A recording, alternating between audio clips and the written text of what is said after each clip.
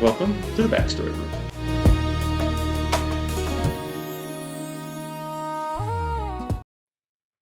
Lehi, Falepapalangi. Welcome to the show, man. Thank you for having me. Yeah, good to see you, man. It's been a while. Literally, I think the last time we saw each other was we were at Yummy's barbecue, Mhm. and then we went to the movies. Dude, that was like 4 or 5 years ago, yeah? Just as I was mentioning to you as I was walking through your door, I was like, man, the last time I saw you and your family, there were only three of you. Now that three has multiplied, and now you've added an additional three more. Yep. The big family now, man. Now we're up It's to awesome. 4, trying to replenish the earth ourselves. Well, you're doing a good job. No, man. But no, it's good to see you. And most people probably don't know this, but you actually emceed our wedding as well in Hawaii. I forgot about Yeah. that. I did do that. Yeah, didn't that was the very first time I was like, who is this guy? I? Oh man, your wedding was a really fun, really kickback um, experience overall. I do remember. I don't know if you remember this, but I do remember a joke that I. Yes. My uh, family says it to this day. yeah. Yeah, uh, I can't remember. Do you remember? Like, I gotcha. yeah. My dad goes up and says the toast. Yeah. Mhm. And he goes, Tyler's always been a very sensitive guy, doesn't like the collar, like itching his shirt. And then right afterwards, you come up here, Ipo, we had no idea you had such a sensitive husband. And I'm like, thanks, man. I don't want this guy ever here again. Soft and sensitive. No, man. No, it was awesome, bro. No, you did It great. was an absolute honor, man. Honestly, like I said, I've known your wife for many years, and I've known you, almost just as long. As you guys are great people, like really great people, really great family, man. I So appreciate it, man. it's an honor to be here today. Nah. All mine, bro. All mine. So to get started, what I like to do is just keep it a little bit easy. Just going to ask a couple of quick questions, kind of like one word answers or a couple sentence answers, nothing crazy, just to Okay. kind of keep it light, and then we can go into it because I'm excited, man. You have a pretty cool life. So, but yeah, let's just get started. So, favorite energy drink or soda at the moment? At the moment, there is a six-time Mr. Olympia bodybuilder by the name of Chris Bumstead. Hmm. About 2 years ago, I think he came out with an energy drink line called Bum Energy. And right now, the Bum Energy root beer and the Bum Energy cream soda. Oh, Good. spot on. Right, you gotta bring me some. Crisp. Never tried Oh, them. it is delicious. Good. I drank one on the way here. Oh. So you're ready for this? Yeah, I'm wired. Are you an early bird or night owl? I would say I'm a night owl that's trying to be an early bird. There it is. Keyword trying. Every day. Yep. Favorite sport to watch? I would have to say, um, oddly enough, one of my favorite sports to watch is ping pong. Really? I actually really enjoy watching ping pong, especially like super competitive ping pong. And then obviously, there's football and rugby and things like that. But ping pong, if you ever get a chance to watch it, it's super cool. You don't even see the ball. I always go back to the Bruce Lee where he's playing with nunchucks. Exactly. It's so wild. Yeah.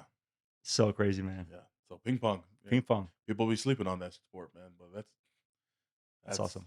hand-eye coordination like nobody's business. Forrest Gump. Exactly. What is one thing that you always bring on set? Ooh, bring my talent. I bring my good Leave looks. at the door.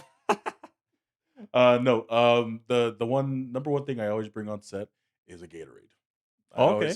always have a Gatorade on me. Like ever since the very first film I ever did, I always had a Gatorade of some sort with me. So it's kind of been a bit of a tradition for me. So There it is. it's a Gatorade in one hand, and then my wife on FaceTime in the other To hand. see everything. It's just so like being in Hollywood too is like it's like it's kind of cool, Yeah. being in the glitz and glamour. So I'm like always on FaceTime showing my wife like, look, I got a trailer. Like, ooh, That's my name right there. exactly. There it is. What's one of your worst fears? Not being good enough. Hmm. I'm sure we'll get to that. There's so much that you can unpack with that. I'm But sure we'll get to that. not being good enough is probably one of my biggest fears. You're the man. Like, Last one. Here we go. Favorite place to visit on Earth, whether you've been there or not. favorite place to visit on Earth. I would say no matter where I go, I always love visiting bodies of water. Mm, So whether it's the ocean, whether it's a lake, um, visiting a body of water is kind of like my zen, my place, my peaceful place. that's awesome, man. Yeah, Lehi. Well, I'm happy you're here, brother. I Happy appreciate you're it. here. So, what does life look like for you right now? Like, what do you do day to day, Yeah. present day? So I have began a career in event management and event planning, and so I've kind of been doing that for the past you know decade, pretty much, Mhm. where it's everything to do with events. So that's pretty much my 9 to 5, my bread and butter. Yeah. That's how I pay the bills is through event work. Heck yeah, dude. That's awesome. Well, I'm gonna get more into that, Yeah, but let's go back to the beginning, okay? yeah, Where are you from? Where'd you grow up? yeah. So I was actually born in a very small country farm town known as Nampa, Idaho. Yeah, Nampa. especially when people see me, a big Tongan guy. Yeah. Probably the last place they think of me, being born or growing up was in Nampa, Idaho. Dang, Nampa.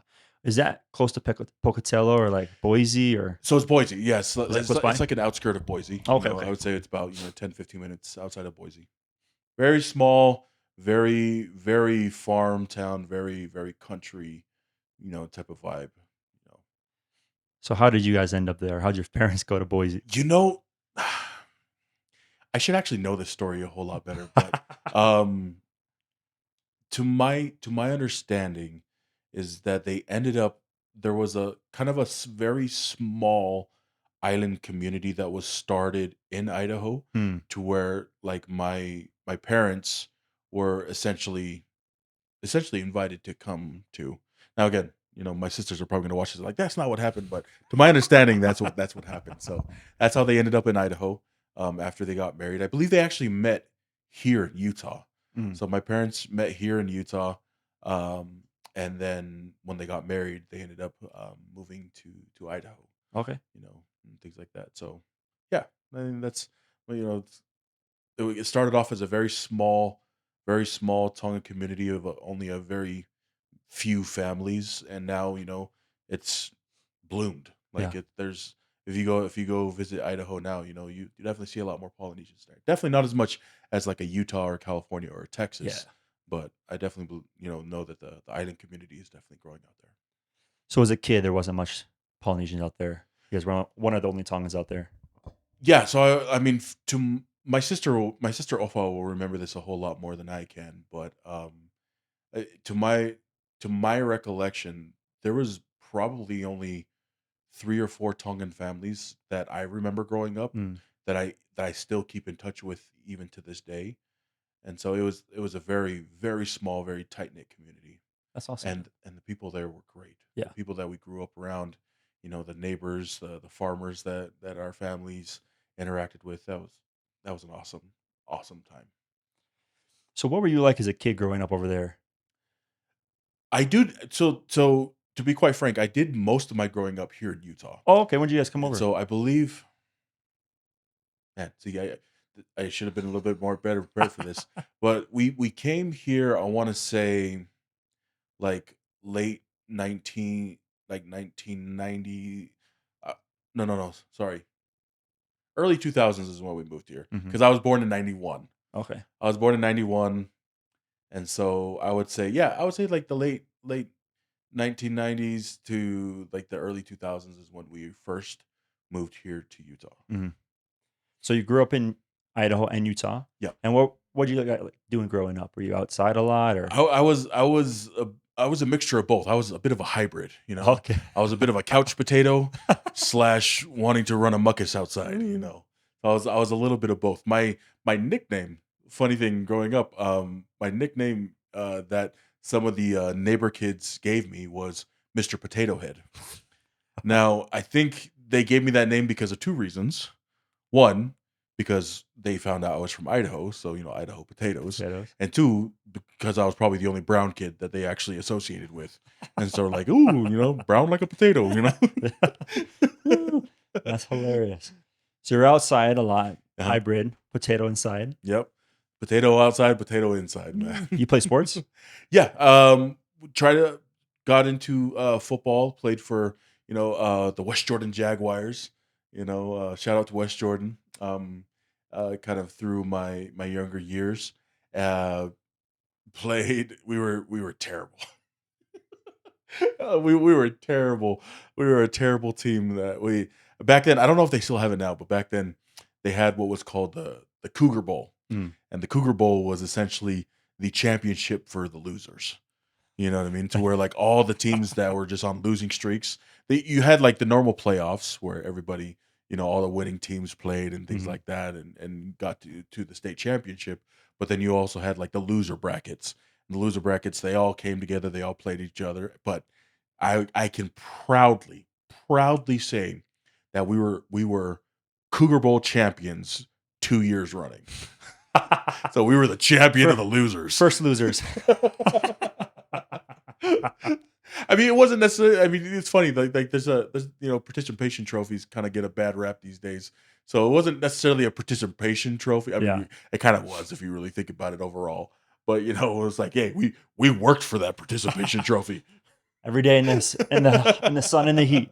No, that's awesome, man. Yeah. So football was definitely the one thing growing up.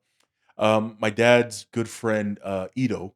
Um, he owned like a little league baseball team, and so they tried to try to get me to learn a new sport, Mhm. learn baseball and things like that. And so I was a catcher for a little bit, played catcher. I want to say for maybe a year, maybe two, and then I was just terrible at baseball, so they put me back in football.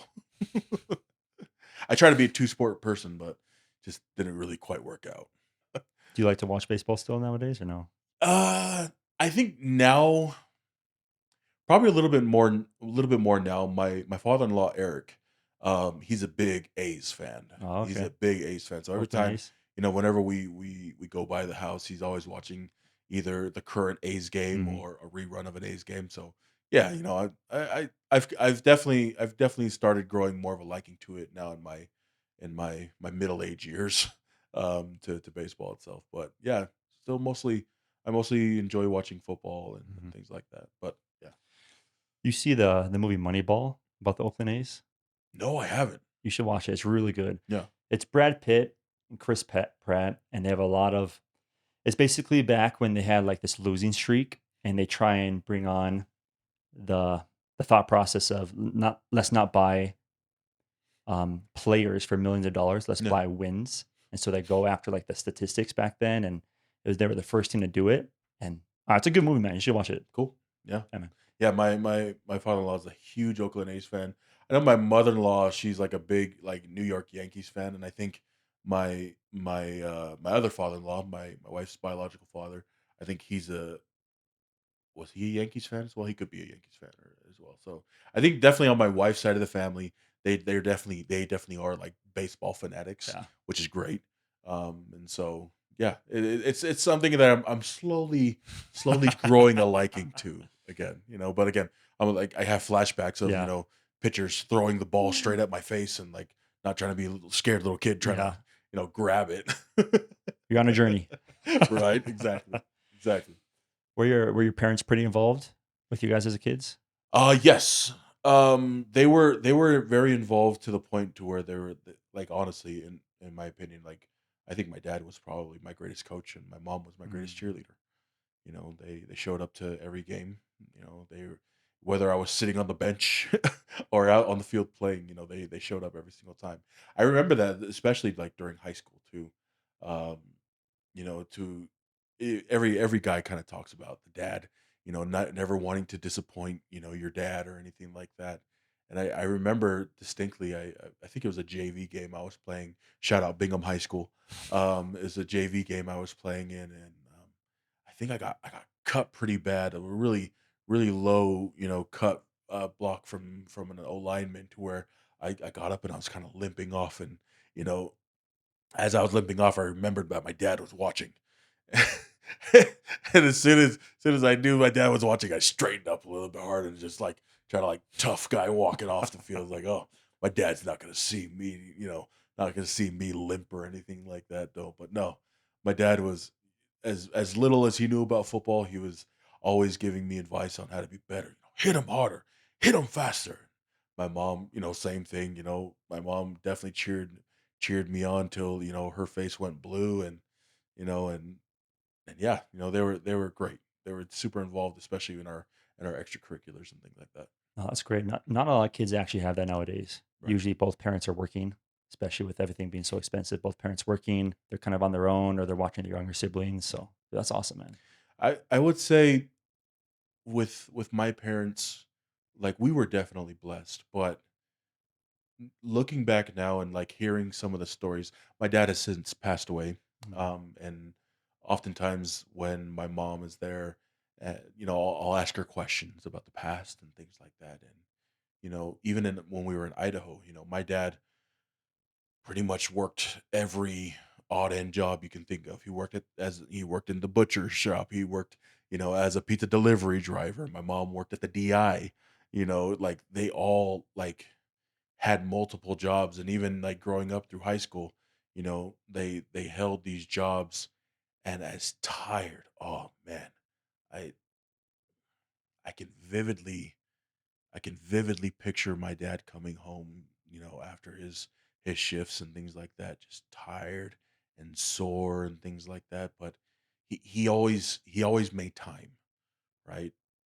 If he wasn't able to be there, he made sure. Like I remember this one game, um, where my dad he wasn't able to be there for that game, but he called me.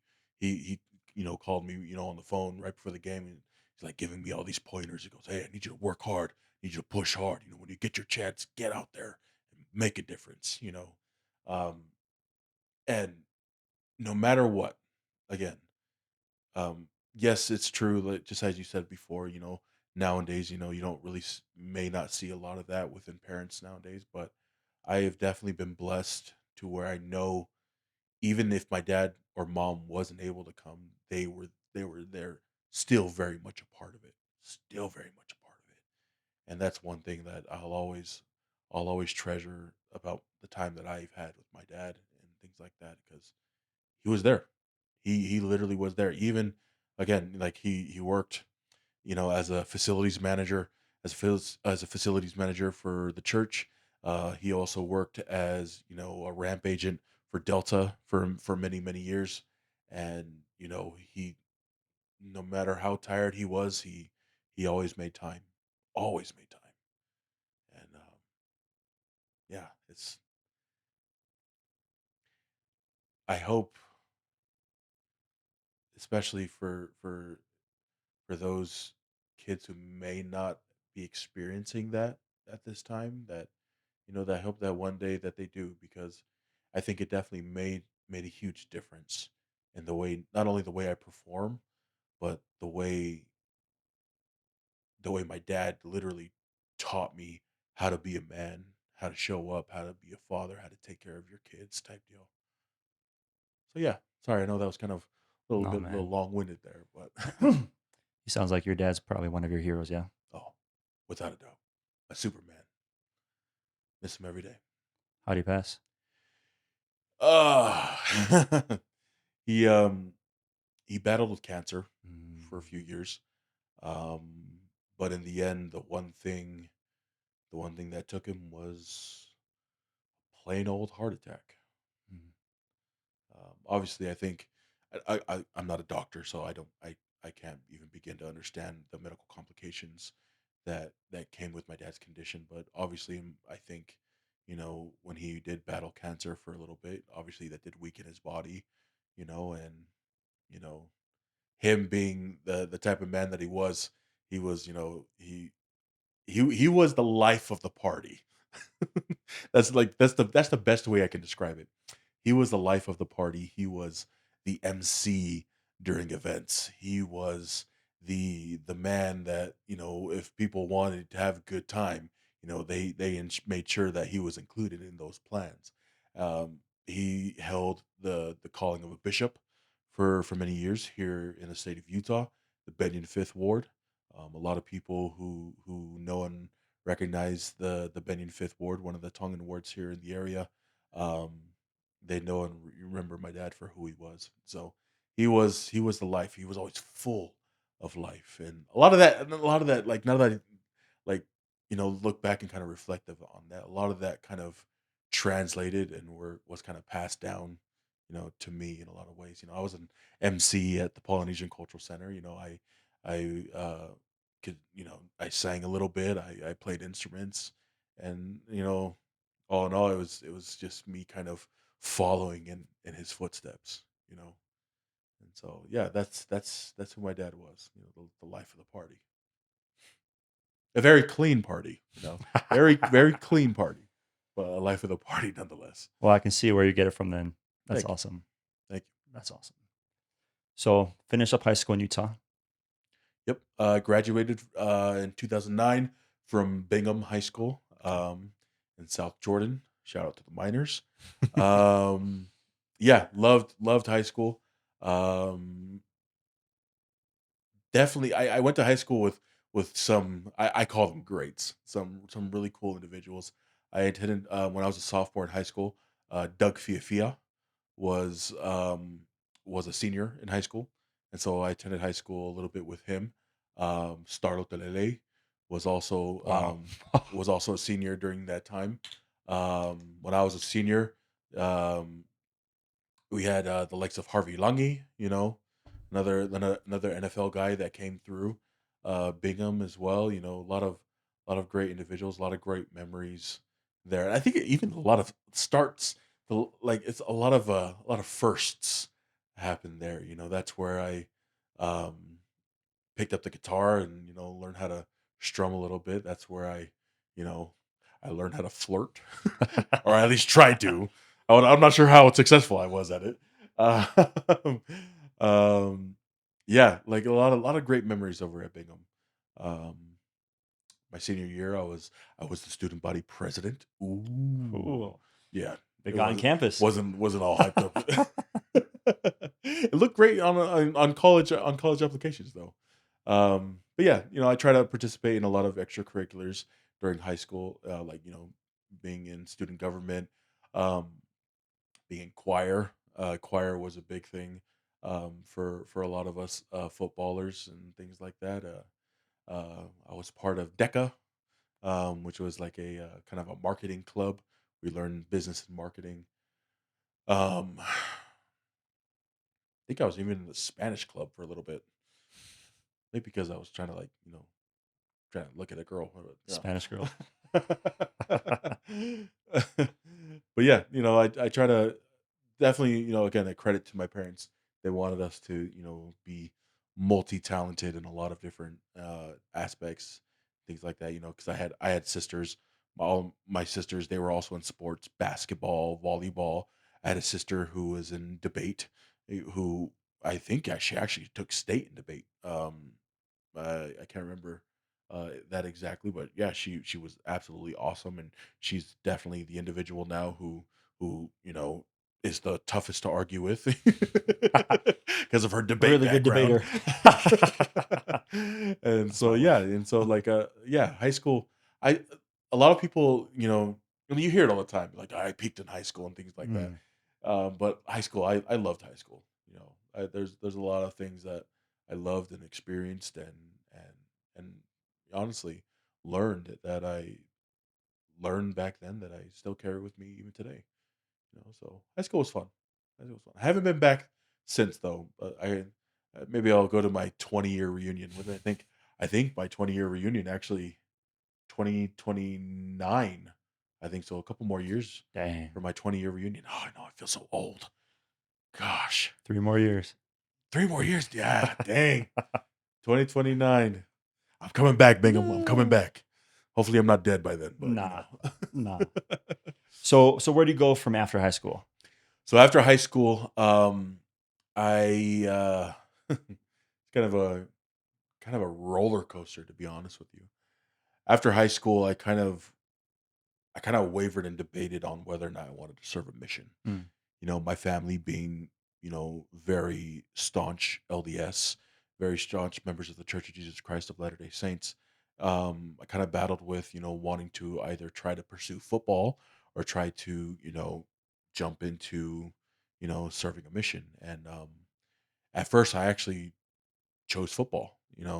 I tried to pursue football. I had a couple of different. They're not exactly offers. I wouldn't call them offers because they weren't like full scholarships by any means. But like I got phone calls from like Southern Virginia.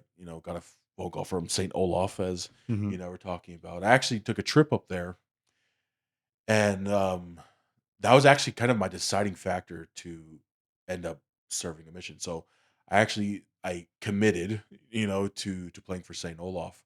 I got up there and I took a trip up there. I took a trip up there just as a visiting trip, Mhm. visited the campus and things like that. Enjoyed it, liked it because when I went, it was kind of during the summertime a little bit, so it was Nicer. green, Yeah. beautiful, green, lush, and things like that. I was like, yeah, I could see myself coming here. And so once I finally, committed to going there, I went up kind of during the dead of winter, and oh, it was The worst time to go. terrible. Oh no, but I made it up there, and it was kind of crazy. Like as soon as I got up there, I felt I was prepared. I had a sister and a brother-in-law who kind of have already gone the college route and things like that. So they were kind of coaching me on what to do, what to say. My brother-in-law at the time was playing over at Boise State, Mhm. and so kind of coaching me on that end as well. And as soon as I got there, I don't know, there was just this uneasy feeling. You know what I mean? There's this huge uneasy feeling that I couldn't shake from me. Got to the dormitories, walked around and, met my roommates and things like that. And it was a co-ed dorm, so there was a lot of females in there as well. And so like this was like my first experience ever away from home, Mhm. right? Especially, I mean, you got the double whammies, right? You have, growing up LDS, super sheltered. Mhm. Then you're also growing up Polynesian. You're growing up Tongan, which is also like quadruple sheltered. Like you got bulletproof vest on top of bulletproof vest on top of bulletproof vest from, making sure you don't sin in the world. And so like that going up there and moving to Minnesota was like one of those instances where I was just like, "Oh crap, this is not home, not in Kansas anymore," type deal. And I remember the first night I slept there, went to sleep, woke up, man, there was just still this just weird pit in my stomach, and then sat down with the team, with the football team there, did a tour of the locker rooms, things like that, and like the whole time there was always just this pit in my stomach. It's like where I recognize now is like, dude, you're not supposed to be here. You're not that, and that's what I wholeheartedly believe was that nagging feeling of you're meant to be someplace else. And I remember I was only there for maybe a weekend, just a weekend, and there was just one day where I got up and I called my dad and I told my dad, I was like, "Dad, I I don't I don't think I'm supposed to be here." And then my dad goes, "Okay, come home." That easy. That easy. He was like, "Okay, come home." And at the time, my dad worked for Delta Airlines, Yeah. so I can easily, get a flight just like that, Mhm. you know what I mean? And so like I was like, "Okay." And so as I was like packing my bags and everything like that, word got around to the coaches and the coaches came to like, "Hey, where you going? What's going on?" And I was like, "I don't know, man. I'm just not supposed to be here right now." I'm and the coach is like, "No, no, no, it's just, you're just nervous about being away from home. You're nervous about living in a new state." And I was like, I was like, "Coach, that very well could be it, but I just have a feeling I'm not meant to be here. And like this is just not where I'm supposed to be." And the coach like did a whole like he did a whole bunch of try to convince me, this, that, and the other, kind of, giving, offering me a few things here and there to stay. Um, but in the end, I hopped on that plane and I came home. And the funny thing is as soon as I got to the airport in Salt Lake City, I get a call from my brother-in-law Ngata, and my brother-in-law goes, "Hey, I heard you came home." And I was like, "Yeah." He goes, "All right, well, come to Idaho. Come live with me and your sister here in Idaho." I was like, "Oh, okay." And then ended up taking taking a flight, to Idaho from. I didn't even go home. I literally at the Salt Lake airport. I Went changed. straight over. Yeah, I just booked another flight, and luckily, I mean, this is the blessings, of my dad working at Delta. Yeah. Booked another flight, headed to Idaho. My dad called me. He's like, "Where you at?" And I was like, "Oh, I'm living in Idaho now." "Oh, with Ngata?" I was like, "Yeah." "Okay." Wow. And then I'm pretty sure, and I could be, I don't think I'm remembering this wrong, but I'm pretty sure Ngata, my brother-in-law, he reached out to my dad Mhm, and pretty much told him like, "Hey, let me take him. Let me just kind of take him under my wing and mhm. things like that." And and it's so funny because I always laugh about it too because I was literally like my oldest sister and her husband. I was their first child. Because like they were freshly married too. They were probably like year 1 or year 2 into their marriage. You know what I Aw. mean? And when I moved in with them, they were in a young married couples ward on the Boise State campus. And so here I am, a YSA aged, Mhm. you know, We would not have 18 taken you in. 18-year-old, and I moved my records into that ward. Wow. So the bishop, like I sat down with the bishop, and bishop's like, "You gonna go to a YSA ward?" I was like, "No."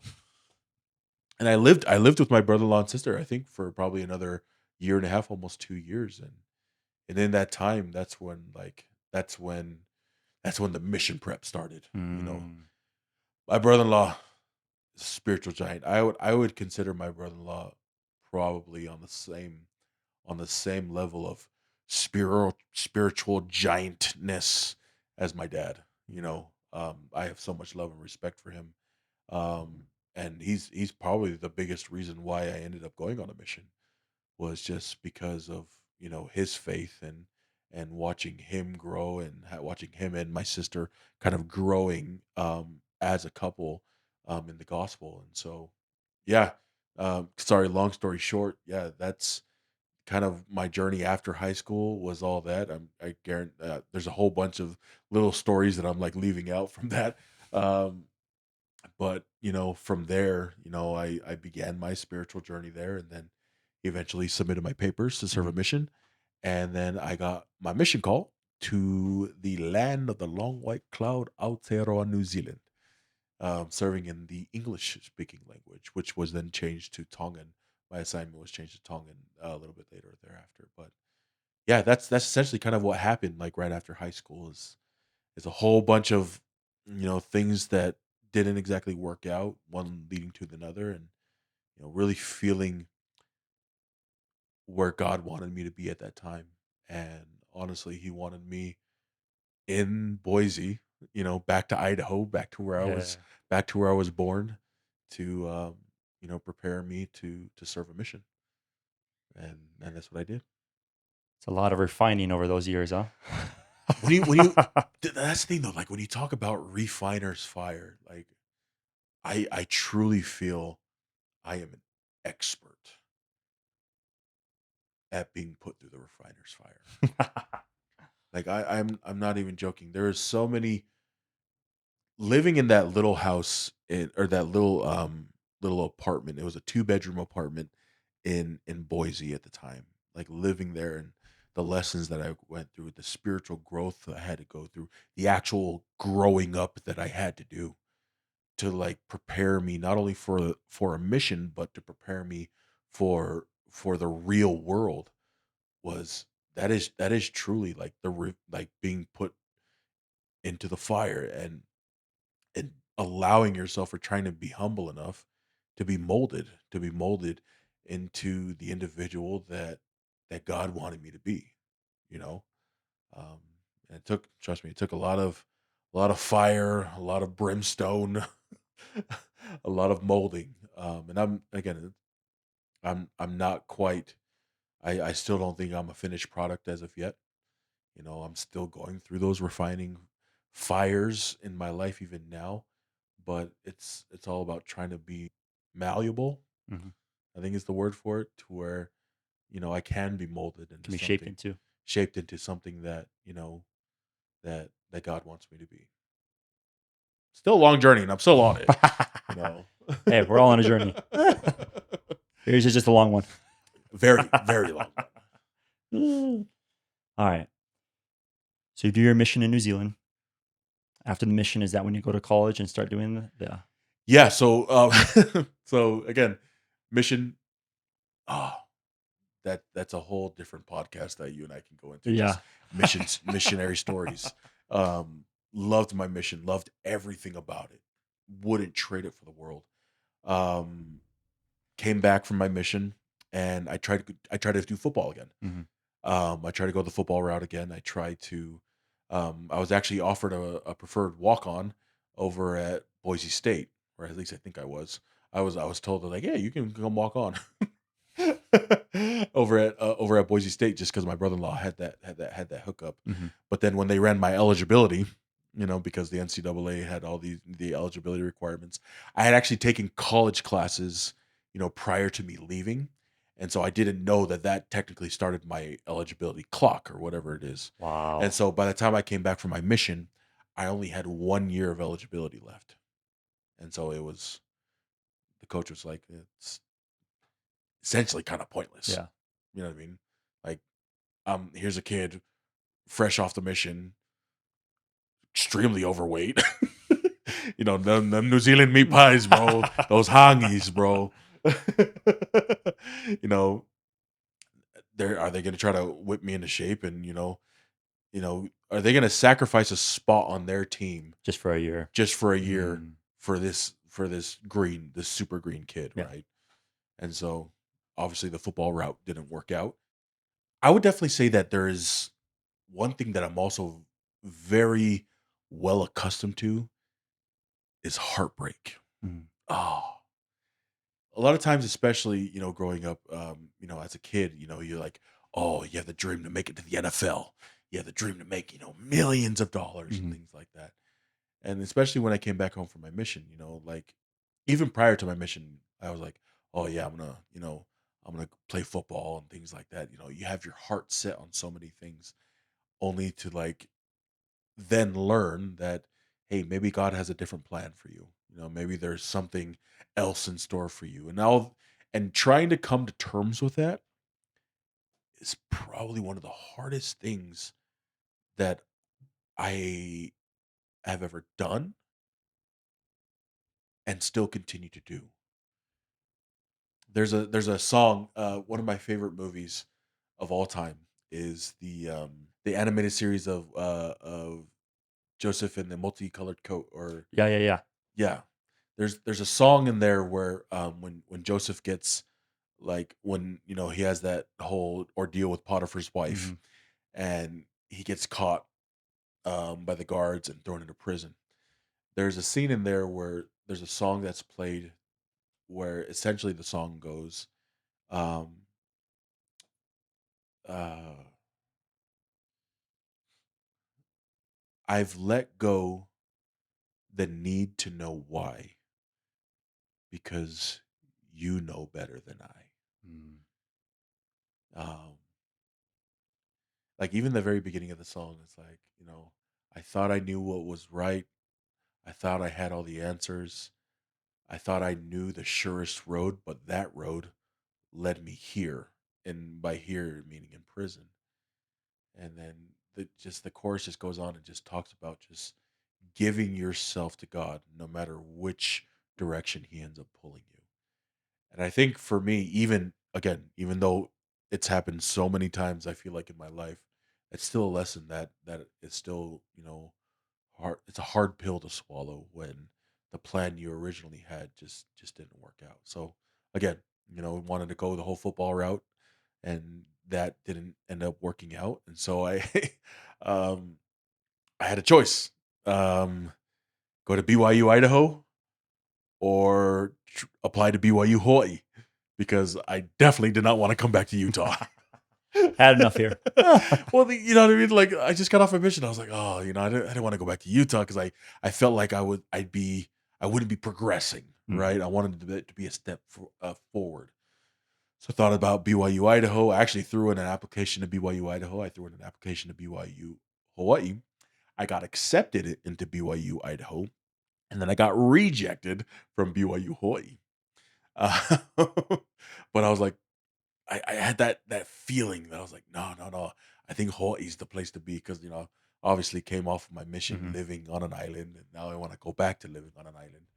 And so I think I probably went through the appeals process of BYU Hawaii like twice. Really? Like, I did the appeals process, Dang. like I got rejected, They did not did the want you. appeals, and then the appeals was rejected, and then I appealed one more time, and then finally I had a good conversation with um the enrollment specialist, or who admissions. Mhm. I had a good conversation with admissions, and essentially just kind of poured my heart out over the phone, saying why I need to be in Hawaii, and they eventually accepted me.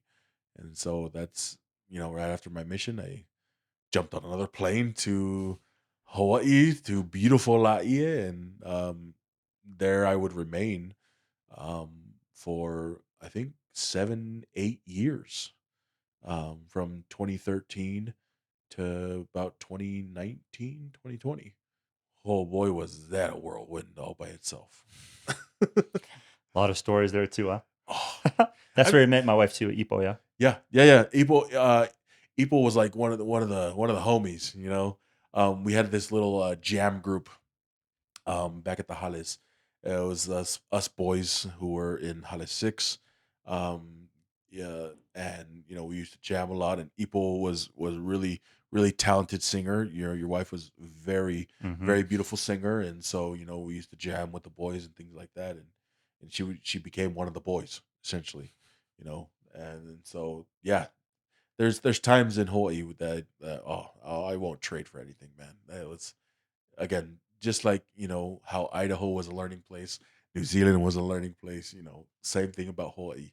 You learn a lot about yourself in that sort of scene and scenario as well. And oddly enough, that's kind of where my actual career, kind of began and took off, was from Hawaii, learning what I wanted to do.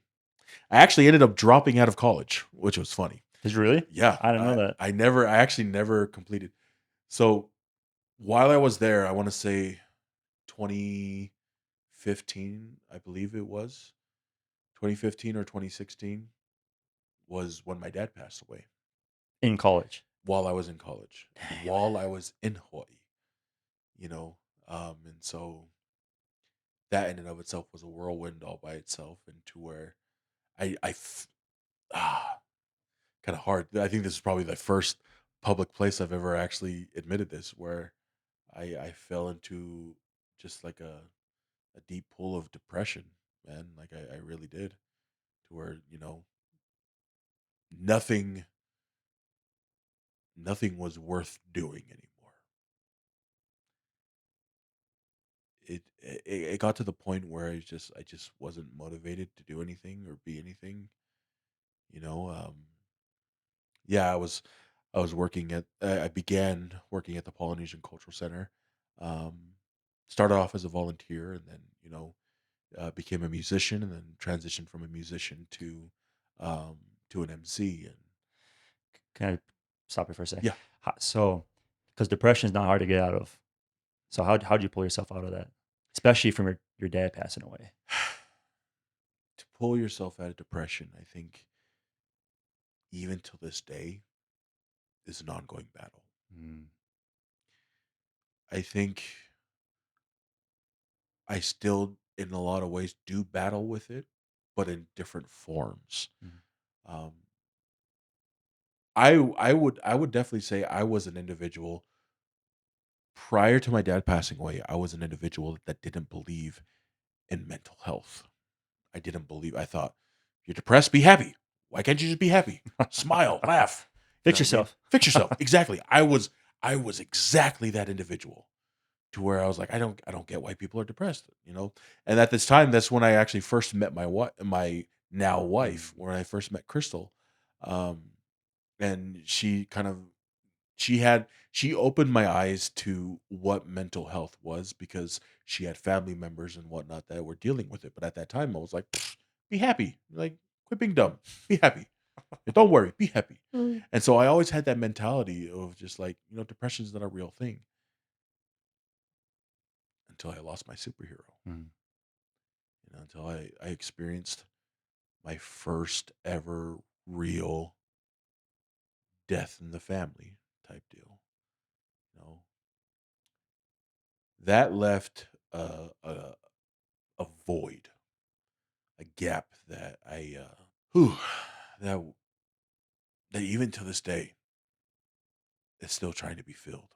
And I don't think that gap will ever be filled until I'm reunited with my dad. You know, but I then became a believer once I recognized I had a great bishop back in Hawaii.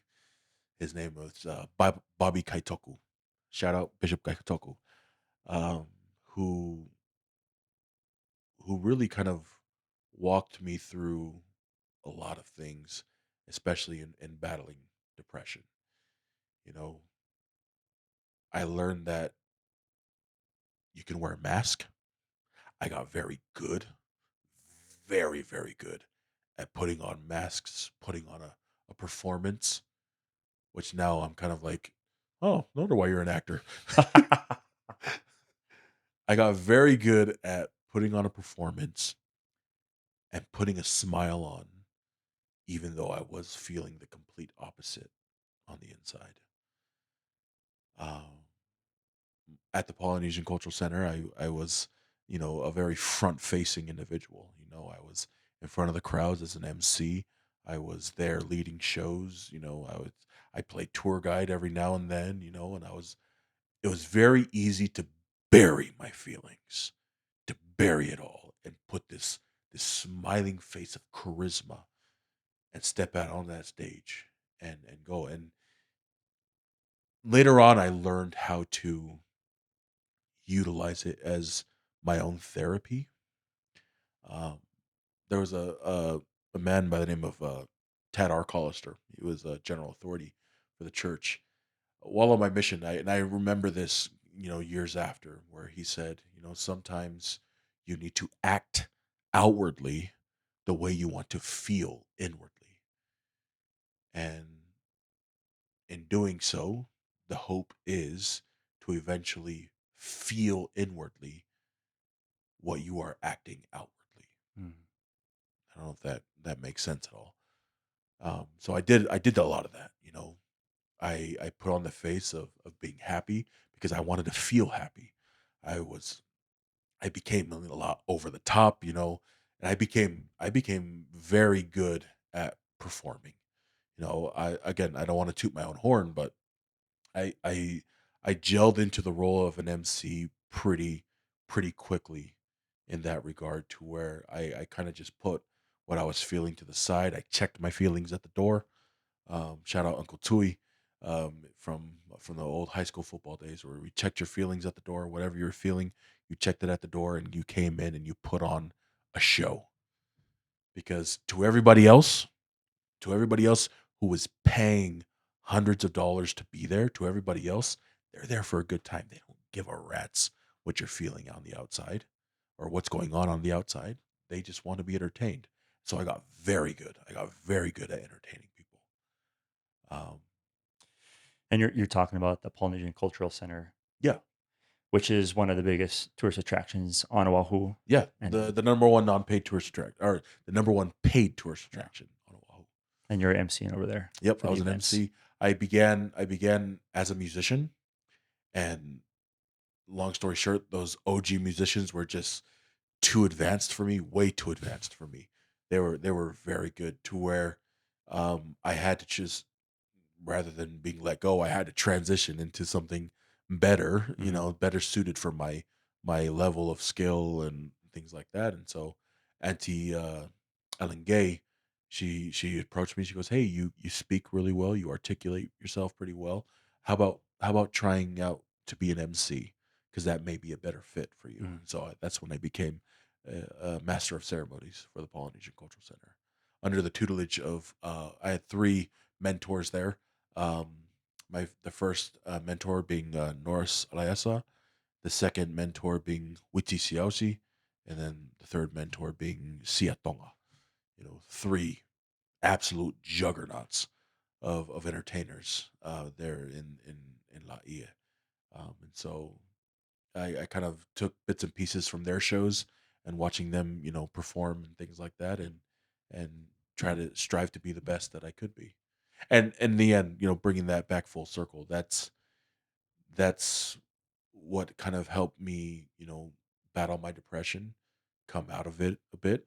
Um, a lot of prayer, a lot of fasting, a lot of you know me and the Lord moments, to where I had a lot of one-on-one time with Him, to where that's kind of what pulled me back from the brink of destruction. Ah, yeah. Again, the experiences that I've went through and felt while at the Polynesian Cultural Center, made me who I am today. Again, depression is a very real thing. Mental health is a very real aspect of our lives that needs to be taken seriously, because if it goes unchecked, that's what leads, in my opinion, that's what leads to destructive behavior. Yeah, A lot of people put on facades with mental health nowadays. It's hard to get over, man. absolutely, absolutely, and it's also one of those things too. One of these guys I follow on social media, he old cowboy. He made reference to that, to where he was like, you don't know what demons Mhm. somebody's fighting. Yeah. You don't know what battles they had to win in order for them to be standing there in front of you. You don't know. The person that you see smiling all the time, might be, dying on the inside. Robin Williams, I think, Yeah. is a perfect example. Somebody who spent his entire life making people laugh, suffered severely with depression. He I think was a perfect example of somebody who tried their very best to act outwardly the way they wanted to feel inwardly.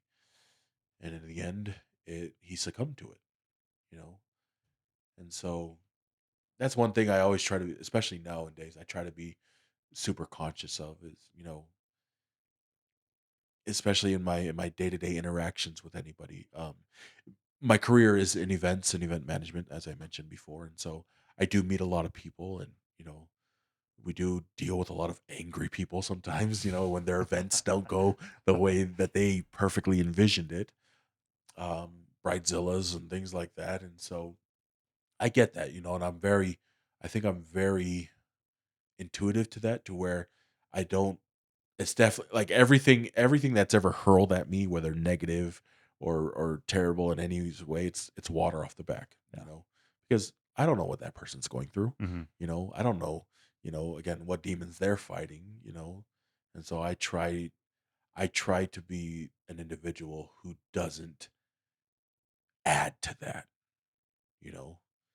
Um, if I'm being yelled at, like, again, even like 2 days ago, somebody was just not happy with the way their catering ended up being at one of their events, and so I listened, I took it, I took it all, and then at the very end, they're like, "Thank you for just letting me get that all out." It's like, "Oh, no, no, you're good. Like, mm, nothing to me, man."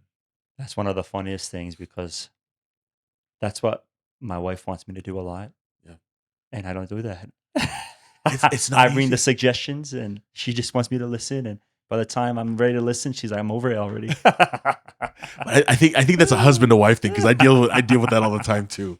Like my wife, same thing. There's uh, just this past weekend we were we were moving apartments, and um, again, being in event management and things like that, like I naturally like I naturally give orders. Yeah.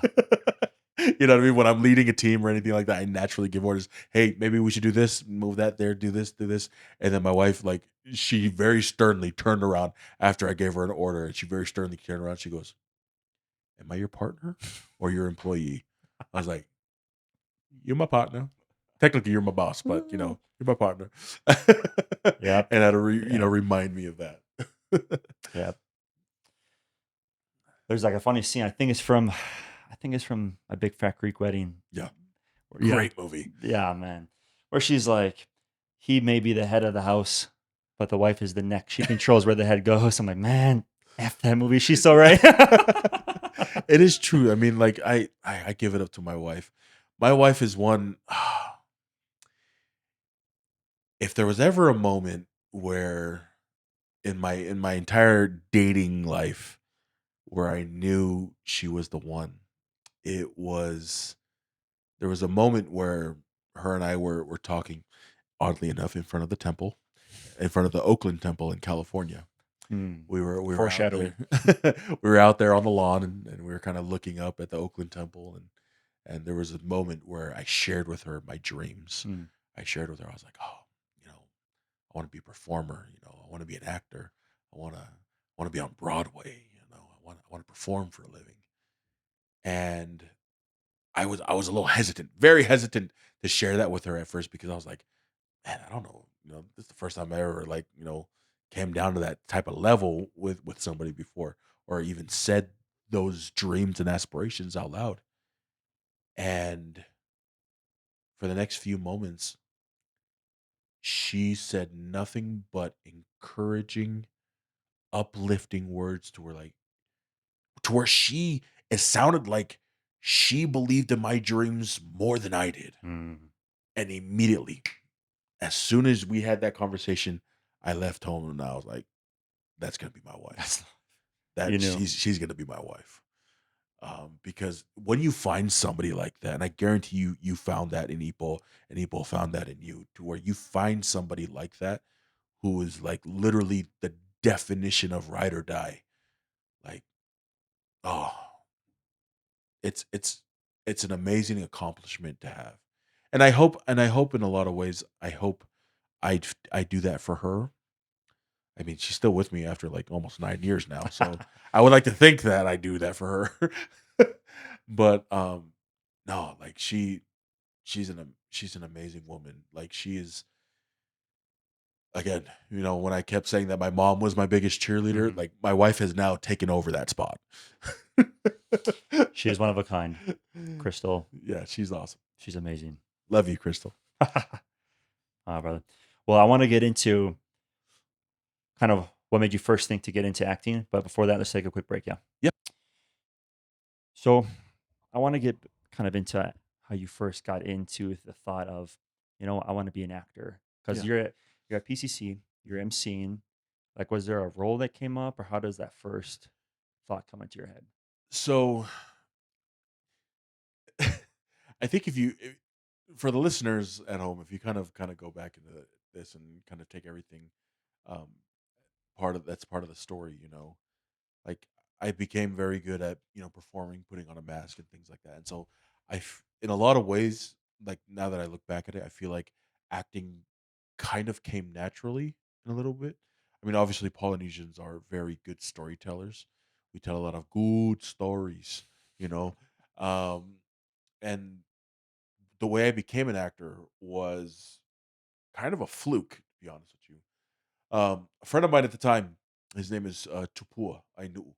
Tupua reached out to me and he said, "Hey, the school. And I've already dropped out of college at this time, right? So I'm not attending university by or anything. But he reached out to me and said, "Hey, so the university is holding auditions for Romeo and Juliet, for Romeo and Juliet held in Samoa. So it's like the whole story of Romeo and Juliet, but in Samoa." Yeah. And so I was like, okay, uh, sure. He goes, you should come audition. And so I was like, I don't think that's for me, man. He goes, "Nah, nah, you should, you could. You just come try it out. Who knows?" And so, like, I wasn't planning at all to jump into it or anything like that until, like, I think it was, like, almost the day before where I was like, "Yeah, yeah, yeah, sure, why not?" And so I picked up the sides that I was reading for, and, um, uh, the sides that the audition piece was actually for the role of Paris. If anybody has seen, if you know Romeo and Mhm. Juliet, Paris was like the wannabe love interest of Juliet, who tried to court Juliet, things like that. And so I went auditioned for it, and out of nowhere, Crystal Densley, who was the theater professor at this time, and her husband, just we always call them brother and sister Densley, Aaron and Crystal Densley. They they cast me, and so I was like, "Whoa, it's a little weird. Never done anything like this before. Okay, all right, let's see what it is." So, got the script, learned about Paris, and the role is the guy that's like is a total dirtbag, you know, which somehow fit. Uh, but it was a very like almost eye opening experience to where I was like, this could be something, and the feedback that I got from people were like, "Hey, you got some talent," you know what I mean? And people, when I talked to some other people after the fact, they were like, they attributed it to being at the Polynesian Culture Center, being an MC and things like that too. So that's kind of what started like the kind of kindle, um, and Aaron Densley at the time, who again who was the husband of the theater professor, he kind of took me a little bit under his wing, and like he's like, "Hey, you actually kind of got some talent in this. Like you're you're not half bad." Mhm. Well, I was like, "Well, I'm not too good, but I'm not half bad," you know. And so I we did the show. I think we did. There was like 4 or 5 different showings of the show, and I just enjoyed and sucked every moment up that I could, and lo and behold, I didn't know that sitting in the crowd was, a man by the name of, David Ngaleai, who was essentially the fire knife, um, the fire knife chief, I should say, of the Polynesian Cultural Center. Like, he had a fire knife group called Vaimatina and things like that, and he came and watched one of the showings, and, it turns out that he was actually working or her was asked to help find extras for this independent film that was also shooting on the island. And so after he came and saw that, the director came and kind of toured through PCC, and then just after the luau one day, he came and grabbed me. And goes, "Hey, bro, you know, kind of doing this movie here. You want to come and be a part of it?" And I was like, "Oh, sure." And he goes, "Yeah, let me introduce you to the director." And I met the director, and lo and behold, out of the blue, I got on a movie, you know what I mean? Which actually I no, so kind of let me rewind that back. I got to audition for the movie. I was gonna be an extra no matter what, Mhm. I think, just because Dave was like kind of organizing the extras, the warriors, for this Hawaiian based film.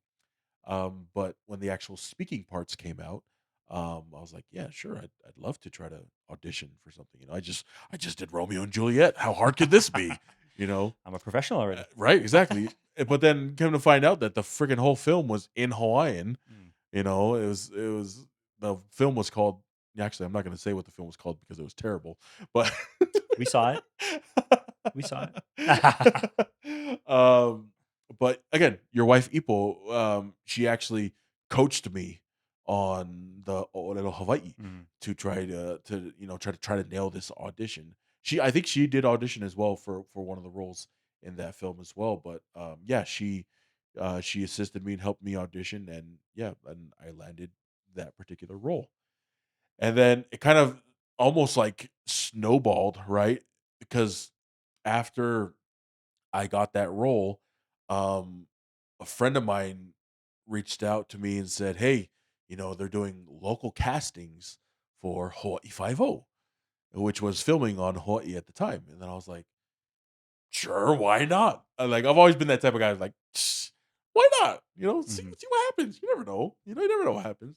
So I went, and they call it in the industry, they call it a cattle call. Mhm. essentially, where they just throw out this huge net and say, anybody that looks like this, meet downtown Honolulu at this time at this address, and you know, see what you got. And so when we went over there, it was hilarious. When I got down there, I went with one of the other boys, and as we pulled up, the lady goes, "Where's your headshot?" And I was like, "The heck is a headshot?" I didn't know what a headshot was. And then she's like, "Oh, you just need like a picture of your face." I was like, "Oh, okay. Do I need to print it? Or can I just email it to you? No, you can just email it to me." So I was like, "Oh, okay." She goes, "Yeah." So go. So maybe come back next week. Grab a couple get a couple headshots. Come back next week, bro. I literally walked out of the building, took a selfie, took a selfie with my phone, and then emailed it to her, and then got back in line. And then she got the email, and I think I must have made her laugh or something, because like she got the email like 2 seconds later. She's like, "Oh, okay, ha ha, nice headshot." She's a selfie like right outside the building, but she gave me the audition script for the role, Mhm. which was Hunter number one, for this episode in Hawaii Five-0. So I went, and like on the spot, I was like kind of memorizing lines, and I actually auditioned like right on the spot. And uh, once I auditioned there, I left. Week or two goes by, I got a call back, which is like they want to see you again for the same thing.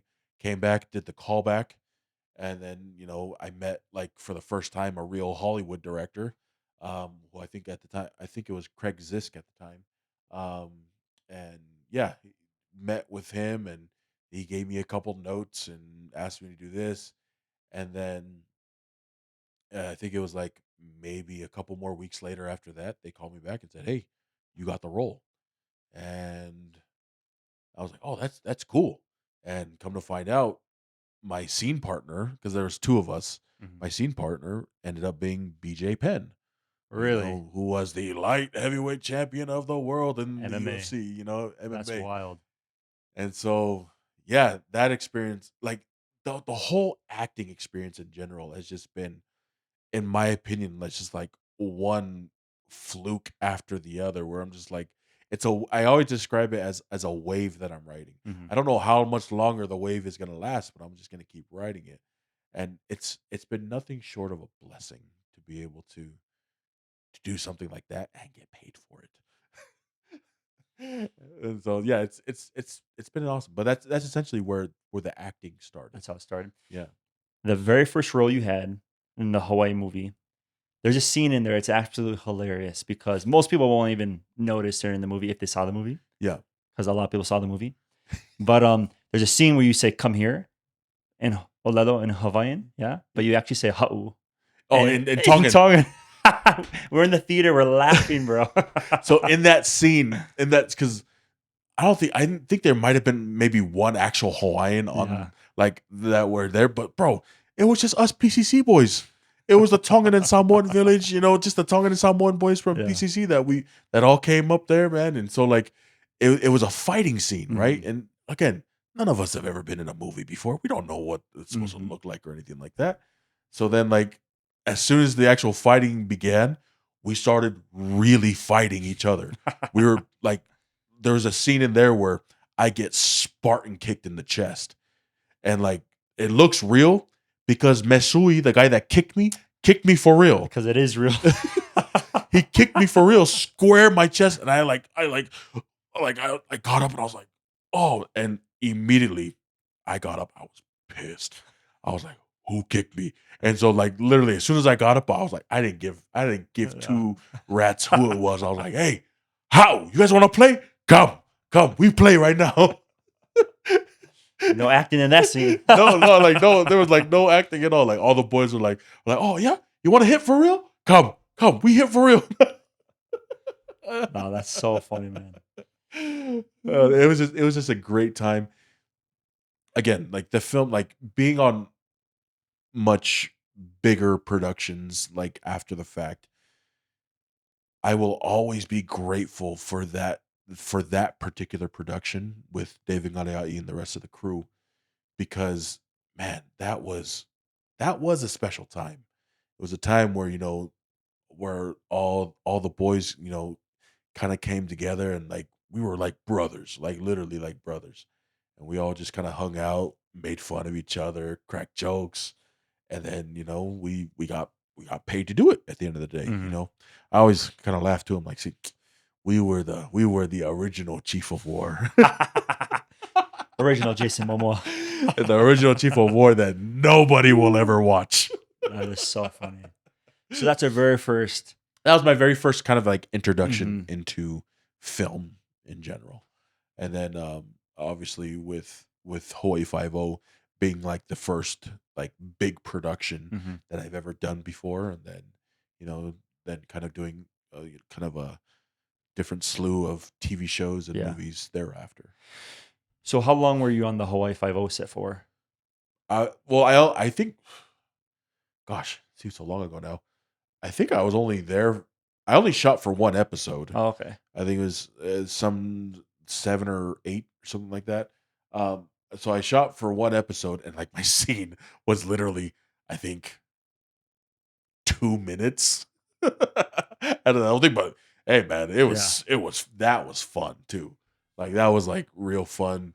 I'm pretty sure I was like super duper nervous, trying to like overact and things like that. But it was fun. It was a great experience overall, and really kind of like again that passion, that drive to want to continue in film and Mhm. acting and things like that really kind of ignited and spiraled from there, which is pretty awesome. What was BJ Penn like? Like a cool cousin slash uncle. Like You would never know. you wouldn't like, dude, home like he was really cool. Like he we were talking back and forth. I mean, this is kind of before, what like some of the more I think he had CTE or something like Mhm. that. But just yeah, he was just really cool, really down to earth. Even Alex O'Loughlin, who played the main character on that, same with him. Guy, I didn't even know that dude was from Australia. Like cool, one of the coolest dudes you'll ever meet. And then he was just like, hey, like he gave me a couple pointers here and Mhm. there off camera on how to like present myself, how to make myself look more menacing and things like that. And so I've worked with a lot of great talent, a lot of people who are, miles above where I aspire to be. And it's been a journey. Again, I'm still on it. I actually just finished filming with with Netflix a TV series called Untamed Okay. season 2. So be on the lookout for that. So Netflix. Netflix. Actually, again, I actually called your wife, so because like there was some Hawaiian words She I, told me. I wanted to kind of. So I was like, Ipo was like, I call her for anything Hawaiian related. I was like, hey, what was the word? I was like, what's a Hawaiian word for shut the hell up Yeah. or something like Yeah, yeah, yeah. He was like, You guys asking me for?" I was like, "Well, give it to him." I was like, what's the word for that? Oh, okay. And I used it in the audition, Yeah. and obviously it probably helped. And so, yeah, I probably owe her like 10% of whatever I made off that show. But no, like, yeah, yeah, it's been a phenomenal journey, and I'm glad, that I'm just glad to be able to do it. Yeah. It's kind of crazy to think of a little small, farm town boy like me, um, kind of being on the big screen or literally being in TV shows that millions of people have seen. I'm kind of I've almost reached that point where I'm like almost like snap your finger recognizable. Do you know what I mean by Yeah. that? Where you're just like, that's that one guy. Mhm. I That's can't that. remember exactly I can't where, but remember, but mhm. he looks like that one guy. Maui. No, I'm not Maui. Um, and so like, yeah, it's been pretty awesome. And like again, like probably once or twice a week, I'll get a message from somebody, bro. I saw you on TV somewhere, or I saw you on this commercial, or you popped up on my YouTube. I need to get YouTube Premium so I don't have to watch your commercials. I'm like, hey, shut up. Yeah, so it's been fun. It's been Yeah. fun. And again, I'm gonna continue on this acting ride.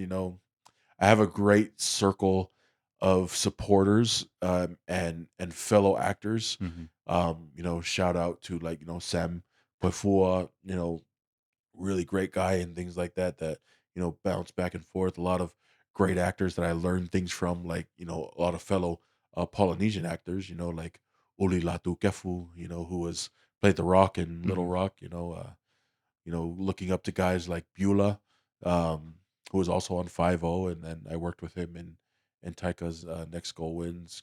Another great guy to look up to, Samu Filippo, um, Oscar Knightley, David Fonda. Like a lot of these guys are really cool guys to kind of follow and try to keep up with. So it's been a journey, and I hope to continue to do so. Continue to do it. Oh, where it's so fun seeing you on there, man. Me Yeah. and Ipo was always like rooting for you in the background. Go Lehi, go get them. No, and my nieces and nephews, I have like I can't remember. I have lost count of how many nieces and nephews I have.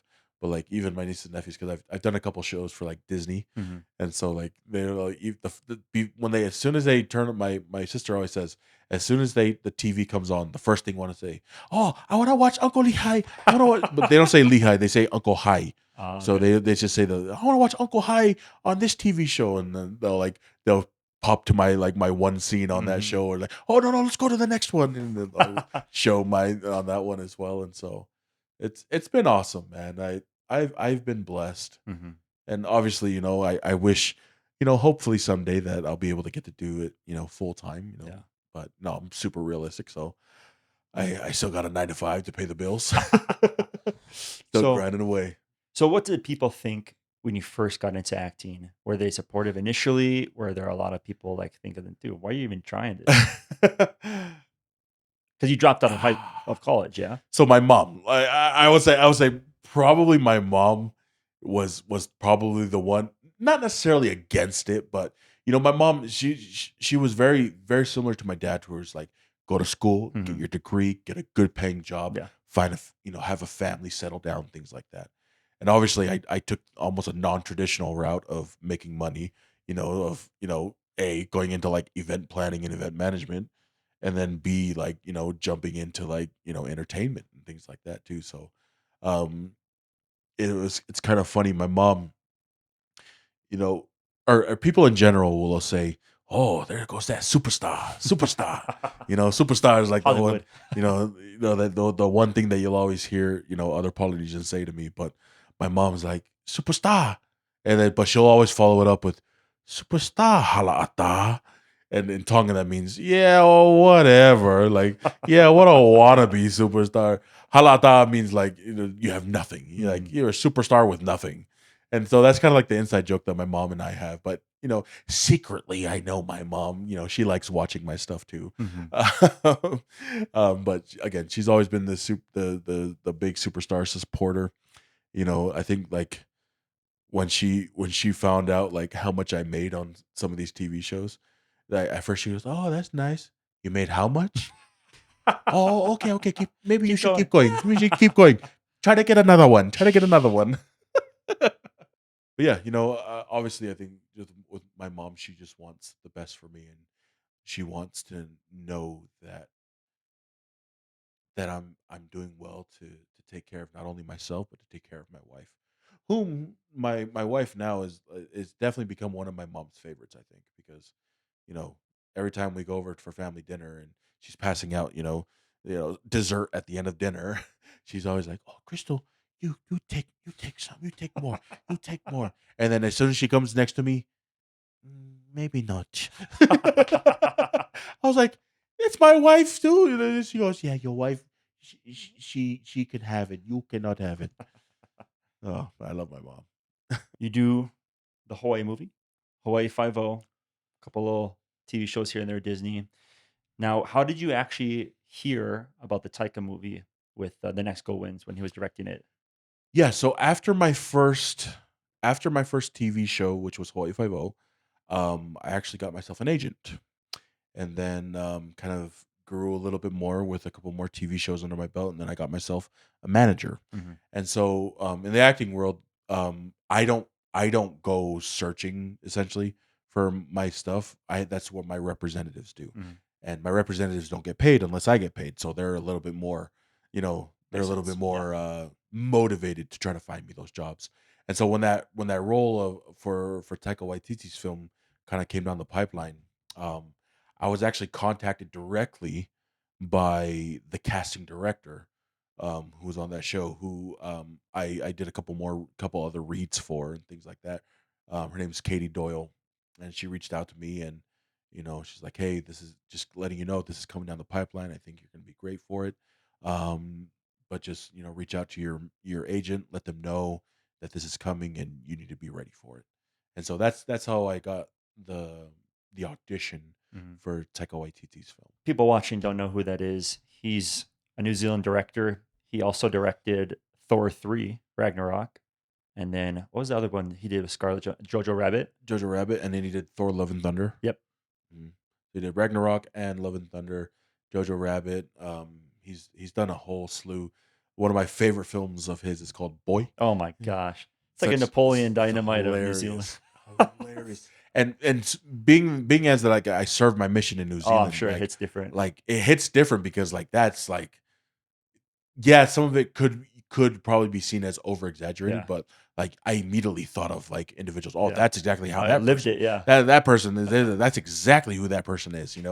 And so yeah, that's how I came to find out, and very similarly to how The Islands was. Ooh, I just dropped the name of the movie. Very similar to how The Islands was when David Ngaleai kind of recruited a whole bunch of us PCC boys to be a part of that film.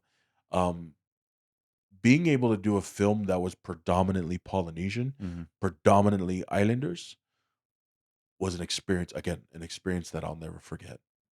Where there was no egos on set. Even like the main actor, Michael Fassbender, right?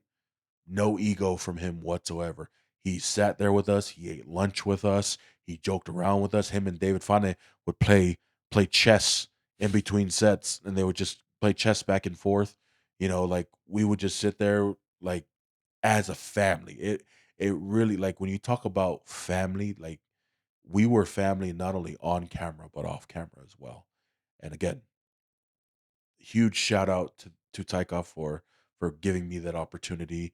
A lot of great love and respect to the close friends that I made. Kaimana is one of them. Mhm. I love her to death. Kaimana will always have a special place in my life as somebody who definitely helped me during that time. Chris Salosio, another great individual, super strong. He's absolutely killing it right now in Hollywood with all the films and TV shows that he's got going on. And of course, like Beulah and things like that, Uli, great guys to work with. Absolutely great guys to work with. Yeah, we're really good friends with Kamana's brothers, Yeah, Tama and Ben and them back in Hawaii and here. But yeah. so what's like the hardest part trying to break into Hollywood? Because you kind of stumbled upon it, yeah? I think the first and foremost thing is the know-how, Yeah.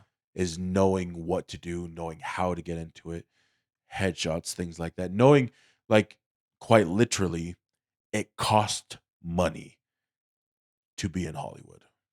It does. There's just some things that you just can't get around. Like, paying for headshots. I mean, if you got the hookup for headshots or get the hookup for like reels or acting classes and things like that, then yeah, by all means, like try your best to take advantage of every opportunity that you possibly can. And so I think the know-how is probably the number one thing, is people don't know how or Mhm. know where to start. And then the second thing is perseverance, right? Because I've been acting now for almost 10 years now, right? But my acting jobs are like so almost so few in between. Yeah, like if you look at my body of work as a whole, from the commercials to the TV shows to the movies, it looks like I've done a whole lot of stuff. But again, if you measure that in like the 10 years I've been doing it, like it's maybe a job a year, maybe, you know?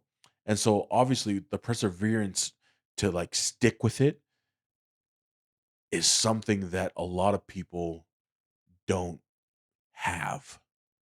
Like they have the drive, they want to be a Hollywood actor, they want to be in film, they want to be on TV, but they don't have, I guess, the long game in mind. That, hey, there are going to be a year or two where you probably don't have work. There will be a year or two where you don't get auditions, and that's okay. that is you have and you have to be okay with that. Like you have to be okay with no like, especially in the state that Hollywood is in now with like the strike that happened, COVID and things like that. Like things are slowly starting to kind of almost return to norm um to a sense of normal. Um but again, there's it's just so vast. And finding the perfect role for a Polynesian, you know, a big guy with long hair and a beard and things like that. Again, like it's we are the minorities of the minorities of the minorities. And so finding roles that are specific to us, again, are so few and far in between. So being able to have that patience to wait for roles and things like that is something that I know for a lot of actors or a lot of individuals who want to break into it have trouble with. They don't want to wait. They just want to be that A-lister already. But Mhm. gotta be realistic with it too. Not many people can be not there's not many of us who are on the level of Jason Momoa, of Dwayne Johnson, of Taika Waititi or anything like that. You know, we just got to keep grinding, keep grinding it out. Very similar. My wife and I are on a bit of a health journey now, and so it's very similar to like going to the gym and working out, right? You don't just go after one workout and automatically you're swole, right? It's like nah. It's like that's something that is consistently work at. You're gonna fail. You're gonna get so many. You're gonna get so many no's. Like I've done countless auditions, and I've received so many no's. I've been critiqued on my appearance, on my body size. Like literally, I've been told by some casting directors that I am proportionately too big to be in a scene with so and so. You would look like a mountain. Yeah, that I would like in comparison to whatever Palangi Yeah, actor I'm yeah. I'm acting Five foot across from, six. Yeah, 5'6", a buck 20, yeah, me, 6 foot, yeah. 450 pounds or whatever I am. Like, yeah, like you there's also those punches that you do have to roll with Mhm. to where you have to be able to take those harsh criticisms. And trust me, there's a lot. You have to like really take those harsh criticisms and be able to be like, okay, so maybe this is not the role for me, that type of deal. No, that And makes so sense. it's tough. It's tough all the way around. But again, if you love it and you have a passion for it, man, like I said, my boy Sam, he's working on something now that is huge. He's working on something now that's huge. I can't really say too much because I really don't know too much about Mhm. it. But and he's been grinding for years, and he's now being recognized for how super talented he is. And it's an it's an amazing thing once you do find those yeses outside of the sea of no's, um, and eventually hopefully people who are wanting to jump into acting can kind of come to terms with those things too. Yeah. Yeah, Oh, that's awesome, man. So how would you say, like, when you're on a set, is it pretty easy to tell someone that's been acting for years, like experience versus someone that's new? And like, what are like the differences that you've seen? Or because obviously you've worked with a lot of experienced guys and learned. yeah, no, 100%. I would say just even in this last go around with Netflix, I was able to meet uh, a young Tongan. I found out she was Tongan, Luciane, who I was blessed to kind of share a scene with, and she is like, oh, she is a phenomenal actress. And if you've seen Chief of War, she plays one of the characters in Chief of War, and she's absolutely awesome. But you can definitely tell just by her mannerisms and things like that, or the way she carries herself, even like in between takes, almost the years it took for her to get to that position. Does that make Yeah. sense? It's like you know what I mean. It's like it's like looking, watching the NBA now, right? You see LeBron James, Hmm. a seasoned veteran, versus Bronny James, who just got to the NBA. So yeah, Bronny did a lot of great things to get to that particular position. I've done things to get to where I am, but of course, there are vets in there who are just on a whole completely different level. Oscar Knightley and David Fonde, perfect examples. Quadruple OGs, in the acting scene, right? When I was literally watching those two riff off each other, Taika, on the other side of the camera feeding them lines and then them kind of like just improving their entire scene. Wow. Like people would pay big money just to watch that and learn from that. Like, man, I was like picking and trying to dissect everything, just like watching them just riff off each other. I feel like, and as far as I am concerned, I feel like for me, any set I go on, I automatically assume I'm the green guy. Mm.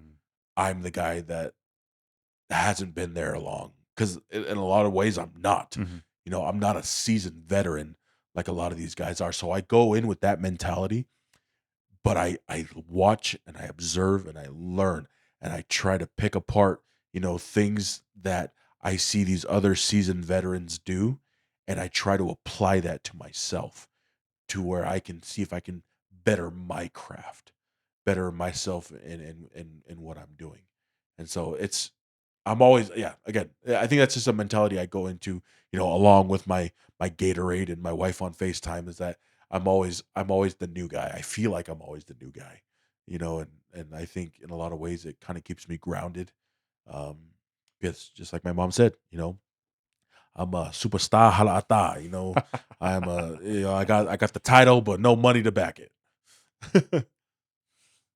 I mean, I think you even said yourself, you Googled my name once, and I then did. and one of the articles, what did it say? Man, Is it was so funny. Basically, I like to look up people's net worths. I yeah. just think that's super interesting. So I was like, look up Lehi. It says $1 million. I'm like, oh, Lehi, the man. And then there's a little like post on Google as well where it's like, I think you said it, where it's like, I don't know why Google says I'm worth $1 million. I like to take my deposit right now. I Like know. to I was withdrawal. like, when I so I can't remember who said it was. One of my sisters, maybe. When my sister sent me that, and then they were like, "Hey, you're worth $1 million." I was like, "Hey, can I withdraw that?" I was like, "Can I?" I was like, "Man, I didn't realize I was worth that much." Like, shoot, where can I make a withdrawal on that? Because I'd be living a lot different now. But how does it feel knowing that you've been on quite a few movies and that like you said, people are starting to think that I know that guy. Is it a little different, or how does that feel when you're going out on your normal day and people might pick you out Well, from a I think crowd? I think I think in a lot of ways, it's the feeling is almost non-existent because again, like a lot of I've never been a leading man. Mhm. You know what I mean? I've Yeah. never been like the lead or as we say a lot, I've never been the number one or the number two on any call sheet. I think the closest I got to the top of the call sheet, I broke like top 10. I was like number 7 or number 8 or something like that. And so like I've never been like the leading individual in any of the projects that I've done. But like again, it feels nice when I do get those messages or when I do get recognized because I'm like, oh, that's sweet. They saw it. You know what I mean? Yeah. And most of the stuff I get recognized for is my work in Disney, like with Okay. with with Disney. I did a stint, with the Doogie Howser reboot, Mm. and then with High School Musical, and then obviously with Next Goal Wins with Taika. And so I think especially in the Polynesian community, I think I probably get recognized a little bit more in the Polynesian community. But again, it's like very seldom to where it's like I'm not one of those guys that has to worry about like, oh no, paparazzi or anything Mhm. like that. No, nobody cares, man. That's why I laugh so much. Is just like, dude, like you were in a movie, yeah. Nobody cares, bro. Nobody cares. Like, and I think my wife, she definitely keeps me grounded in that direction as well. She's like, yeah, oh, you superstar, huh? Superstar, yeah. Make sure you come home and clean the toilet. And I'm like, okay, okay, honey. I'm going over here scrub the toilet. Like, make sure you go pick up the dog's poop. And I was like, all right. Yeah, I was in Hollywood. Just made a movie. Yeah, I was on the red carpet this past weekend, and people interviewed me, and No, that's hilarious, bro. there's always those like humbling side of things. Those Every day. yeah, it definitely keeps you grounded, man. Mm. Oh, So you've done a couple of movies and been on Hollywood sets, and you worked with different directors. So mhm. what was it like working with Taika on Next Goal Wins? Because he acts in a lot of his movies, and he's got that New Zealand humor, that dry humor. Yep. What's the difference working with a director like that versus someone who's a little bit more serious or just different styles? What's that like? That's a great question. That's a great question. It all depends on the story you're trying to tell. So Taika's way of storytelling with humor and things like that, it played a lot to the story itself of Polynesians, of our upbringing and things like that. It played very well to that. Very similarly, taking it back to my emceeing days at the Polynesian Cultural Center. I always refer to them as like my three great mentors. Um, each of them, each of my MC mentors taught me something different about showmanship in general. Norris taught me a lot about how to control your voice, how to speak with facts, how to share that story to where like anybody could understand how you were doing it, right? Wheaty taught me a lot about humor, how humor works, what jokes work, what jokes can land, what maybe not to joke about, Mm. teaching me about the different aspects of when jokes are appropriate versus not. And then Antisia, she was just, she tied the whole family aspect of Ohana, of love to the islands. Like she tied it all in together. And so whenever I stepped out onto a show, depending who the main demographic was of the crowd, whether it was, we would either be catering to a crowd of retirees, we were either catering to a corporate group from State Farm, we were either catering to a whole bunch of kids. I was able to tailor my show or tailor my storytelling to the audience that I was performing in front of. So the exact same thing can be said specifically about directors. Since Taika's Next Goal Wins was all about telling essentially a story from the islands, he used a lot of island humor, a lot of island storytelling, a lot of island mannerisms and how we were doing things um versus when I shot with High School Musical, for example. High School Musical, the producers and whatnot on that particular TV show were very much by the book. Keep it to the script. There's no veering from the script. There's no ad libbing. There's no anything. It's what I wrote down. Perform exactly what the heck I wrote down. And so like it all really depends on the type of story you're wanting to tell. Now, who's to say that one way of storytelling is better than the other? Like, you can't really say that, right? Because Mm. everything's subjective. Yeah. You know, one person might find comedy more appealing. One person might find rom coms and love stories more appealing. One person might like, the John Wick action films more appealing, right? So it all depends on who you're tailoring the story to. Oh, if that makes sense. Yeah. So when you're working with Taika, did you have some moments where you were like, man, I feel like that was the wrong thing to do, or that was the wrong thing to say, or Oh, the entire time. The entire time. The entire time I was performing. I think I was the only, other than Kaimana, I think Kaimana and I were the only Americans Hmm. on that set. And so we were the only two that didn't grow up around that style of humor. Like we grew up around it, but Yeah, like, I understood that humor just from serving a mission in New Zealand and things like that. And so I kind of understood it, but to be able to perform it, to be able to like we came in the way we did it was when we came in and shot Next Goal Wins, we shot the scene as written. Like whatever was written, whatever the script was, we shot it, one or two takes, done. After we shot it, one or two takes, Tekka goes, let's try something new. And then like as we're doing, he'll stop us, throw a line to us, and then we'll do that for the next couple takes or whatever. And then after that, like once he felt like he got everything he wanted to, the producers felt like they got everything they wanted to. Like I remember this one, he was like, "Okay, do whatever you want." That's what he would literally say. He goes, "This is the last take. Do whatever you want." And some of it was magic, and some of it was doggy doo doo. Yeah. You know what I mean? More doggy doo doo on my part than anyone else's. Like I felt so out of my league when I watched those guys perform. I was like, dude, how do I match and compare to these guys? And that's when like that's where my relationship with Kaimana really became a thing because Kaimana was like, "You got this, bro. You got this." Like she would just whisper, like as we're late, like, "Hey, you got this. Don't worry about it." Giving me words of encouragement every single time to whatever the line was or whatever I was performing. Like she was literally there, like backing me up every single time. So that's why, no matter what, like you could say what you want, but dude, I got so much love and respect for Kaimana. Like, oh, love that girl, man. Dang. And that was your first like full on movie set where you were actually like cast in. Yes, that was the first one where I was part of the main cast, Yeah. where I was in multiple scenes, not Mm. just one or two Yeah. scenes.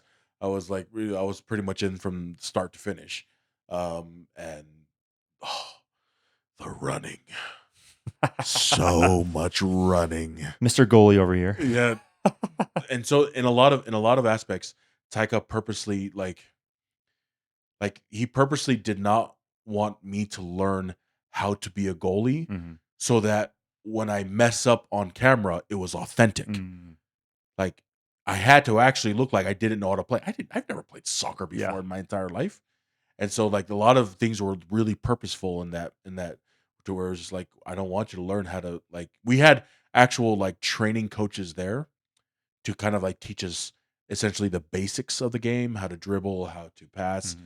things like that. So we learned like the basics, but like when it came to actually shooting and like learning skills positions, yeah, some of the other guys like definitely learned and got down a little bit more than I did.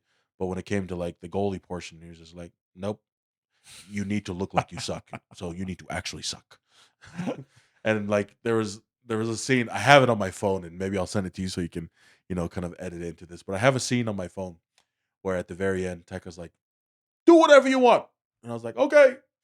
And there was a part in the beginning of the film where I was supposed to slide and try to like block a shot, but the shot will go in. And I don't know whether I just didn't slide correctly or anything like that, but I went down and the ball just came straight to my nuts and hit me square in the nuts. And I was like, oh, like I was on the floor for like 10 minutes. And then afterwards I got up and Tekka goes, that was perfect. That was perfect. It didn't make the final cut, but he was just like, oh, that was perfect. That was perfect. I was like, nah, but I really did get hit. I really did get hit. It did not feel nice. Oh man. But no, he was absolute joy. I learned so much about the craft of improv and comedy from that set. And it's not easy. Not everybody can do it. I mean, being a Polynesian and growing up in that kind of in that space, you have an idea of it, but to be able to like call it at the flip or at the snap of your fingers, it's a talent Mm. that those guys have mastered, PhDs in, man. Oh, they're awesome. Awesome guys. So you did the movie. Uh-huh. How long were you shooting the movie for on set for? It's like 2-3 months, Oh, okay. something like Was that. it filmed in? In Hawaii. Oh, in Hawaii. So we shot a little bit of Hawaii, and then we did kind of a rudiment like we did reshoots in LA. Oh, okay. So we shot a little bit in Hawaii, or the majority of it in Hawaii, and then a little bit in LA. And then like a lot of it was just a fun experience all around, man. Probably there's a scene in there, and if you go back and kind of rewatch it, to where Michael Fassbender, our coach, is kind of giving us a pep talk at the top of the mountain, and he goes, and in there he goes, on Saturday we face Tonga, and again, nobody else knows this except for us, but there's two Tongans on that set. It was me and a guy. His character's name was Tall Paul David Tuipulotu. Like we were kind of sitting close to each other. We were the only two Tongan guys the rest of them were like Samoans, and like we're gonna face Tonga, those assholes. As soon as he says it, the camera cuts to me, and I'm like, I give it like this, and like if you didn't know I was Tongan, like it really wouldn't have made much sense. But like to those who know me, like Tonga, those assholes, and it cuts to me, like it makes that moment so much funnier. Sorry for We cursing on it, but we laughed so hard when we saw the movie because we know. and again, I don't even think Taika probably when they were editing it, he probably didn't remember or anything like that. But it's just like so he's just Tonga, those a holes. It just cuts to the one of the two Tongan guys that are up there. Or maybe he did it I purposely. was Who gonna say, knows? did they do that purposely? Probably. I don't know. I don't know if he knew I was Tongan or not. It was just hilarious. It was crack up, man. There's also a scene in there too where like like after he gives that speech where we're carrying him down the mountain, Mhm. we literally carried him down a mountain. Like like the stunt coordinator and things like that, they were like freaking out. They're like, "No, we need safety." And then we're like, "Oh, no, we got him." And we literally from the top of the mountain where we were at, we literally just like held him and just passed Michael Fassbender all the way down, and then some of us would run down the trail and then pick him up again on the other side. And as we're like kind of gliding all the way down to the beach, like oh, see, it's those like little things, like those little moments where people don't see in film, that like the little moments that it took to create that image or to create that story, like oh, priceless, man. Being born in Idaho, raised in Utah, making it all the way to Hollywood. What do you think the finances difference was? And like in the sense that you came from, pretty solid roots, Right. not the top of the food chain, and now you're in Hollywood and making these big films. Obviously, pays pretty good. What's that feel like for you and your wife? We're my wife and I are at that point now. We're not rich by any means, like we're not wealthy by any means, but we also don't have to really worry Mhm. too much about that. You know what I mean? That point where like it's that point where I can swipe my card without without really worrying about it. And again, like the most I ever swipe my card for is like maybe $100 towards groceries, Yeah. right? But like that's that's that's the fruits of the labor, Mhm. right? That's that blessing that we're given directly from God for being able to again, kind of going back full circle and in this entire journey. Those are some of the very few blessings that I've received, in that regard. And for anybody who doesn't know, like also in acting, you also get what is called residual checks. And residual checks is pretty much if your film or your TV show or your episode is shown anywhere in the world, the actor gets a percentage of that, whatever that percentage may be. And sometimes like I'll get like a couple checks in the mail, and the checks they range. I think some of the biggest residual checks I've ever gotten was like something to the effect of like 10 grand, Mhm. and the smallest amount I've ever gotten is like 2 cents. You know what I mean? They And so sent you it's the like check. it's like, dude, it costs more to send this Yeah. check than it did for me to get it. And the funny part is that you get more of those 2 cent to $10 checks more than the big dollar checks, right? You get way more of those smaller ones. But even those little smaller ones. I mean, every time I get like a $5 check, and I'm like, oh, yep, there you go. That's a gallon of gas right there. You know what I mean? That's 1 gallon of gas There I it don't is. gotta worry about. And so there is definitely that financial aspect to it, to where it's a little bit of a layer of financial security Mm. that my wife and I definitely get to enjoy. Um, Obviously, a a secondary portion of being able to be an actor is to like you get to fly around a lot, right? And so I've definitely gathered up a pretty nice set of flyer miles of flyer miles on a particular airline. And so being able to utilize those sorts of benefits. Again, they are the fruits of the labor, Mhm. of what you've done, and the blessings for for following essentially God's plan. It is cool to see how much you've come from, like, just being cast as Romeo and Juliet, Right. back up, and coming full circle all the way. Yeah, because like I mean, if I look at my journey from the very beginning, like even from high school, it's like there was no point where I was ever gonna be like, "Oh, yeah, Yeah. I'm gonna be an actor," or, Mhm. "Hey, I'm gonna my career is gonna be planning parties and events." You know what I mean? Like, that's real that and again, I'll say it again, that is what's paying my bills, is Mhm. is my career in event management. Yeah. That's what's paying my bills right now. And so, like, don't knock the 9 to 5. Be very if I can impart any sort of advice to any listener, is like be very realistic with your goals. If your goal to be a director of sales or to be a corporate this or a huge real estate mogul, if that's your goal, but you still have to pay the light bill or pay the gas bill, sometimes you're going to have to do the jobs that you necessarily don't want to do in order to achieve that goal. And so like I am very extremely realistic with my acting career. Yes, I've had success. Yes, I enjoy it. Yes, it's a passion of mine, but I still have a family to take care of. Mhm. I have my wife I need to take care of. I have responsibilities as the faitangata or the mother man to my nieces and nephews. I have those family responsibilities that obviously come tied together with money. And being if I were just an actor all by itself, I wouldn't be able to fulfill those responsibilities the best way that I need to know, the best way I know how that I need to do, right? And so I'm very realistic that yes, I'm not at the point where I want to be in my acting career, but I'm in a career in event management where I definitely do enjoy it, and that's what's putting food on the table.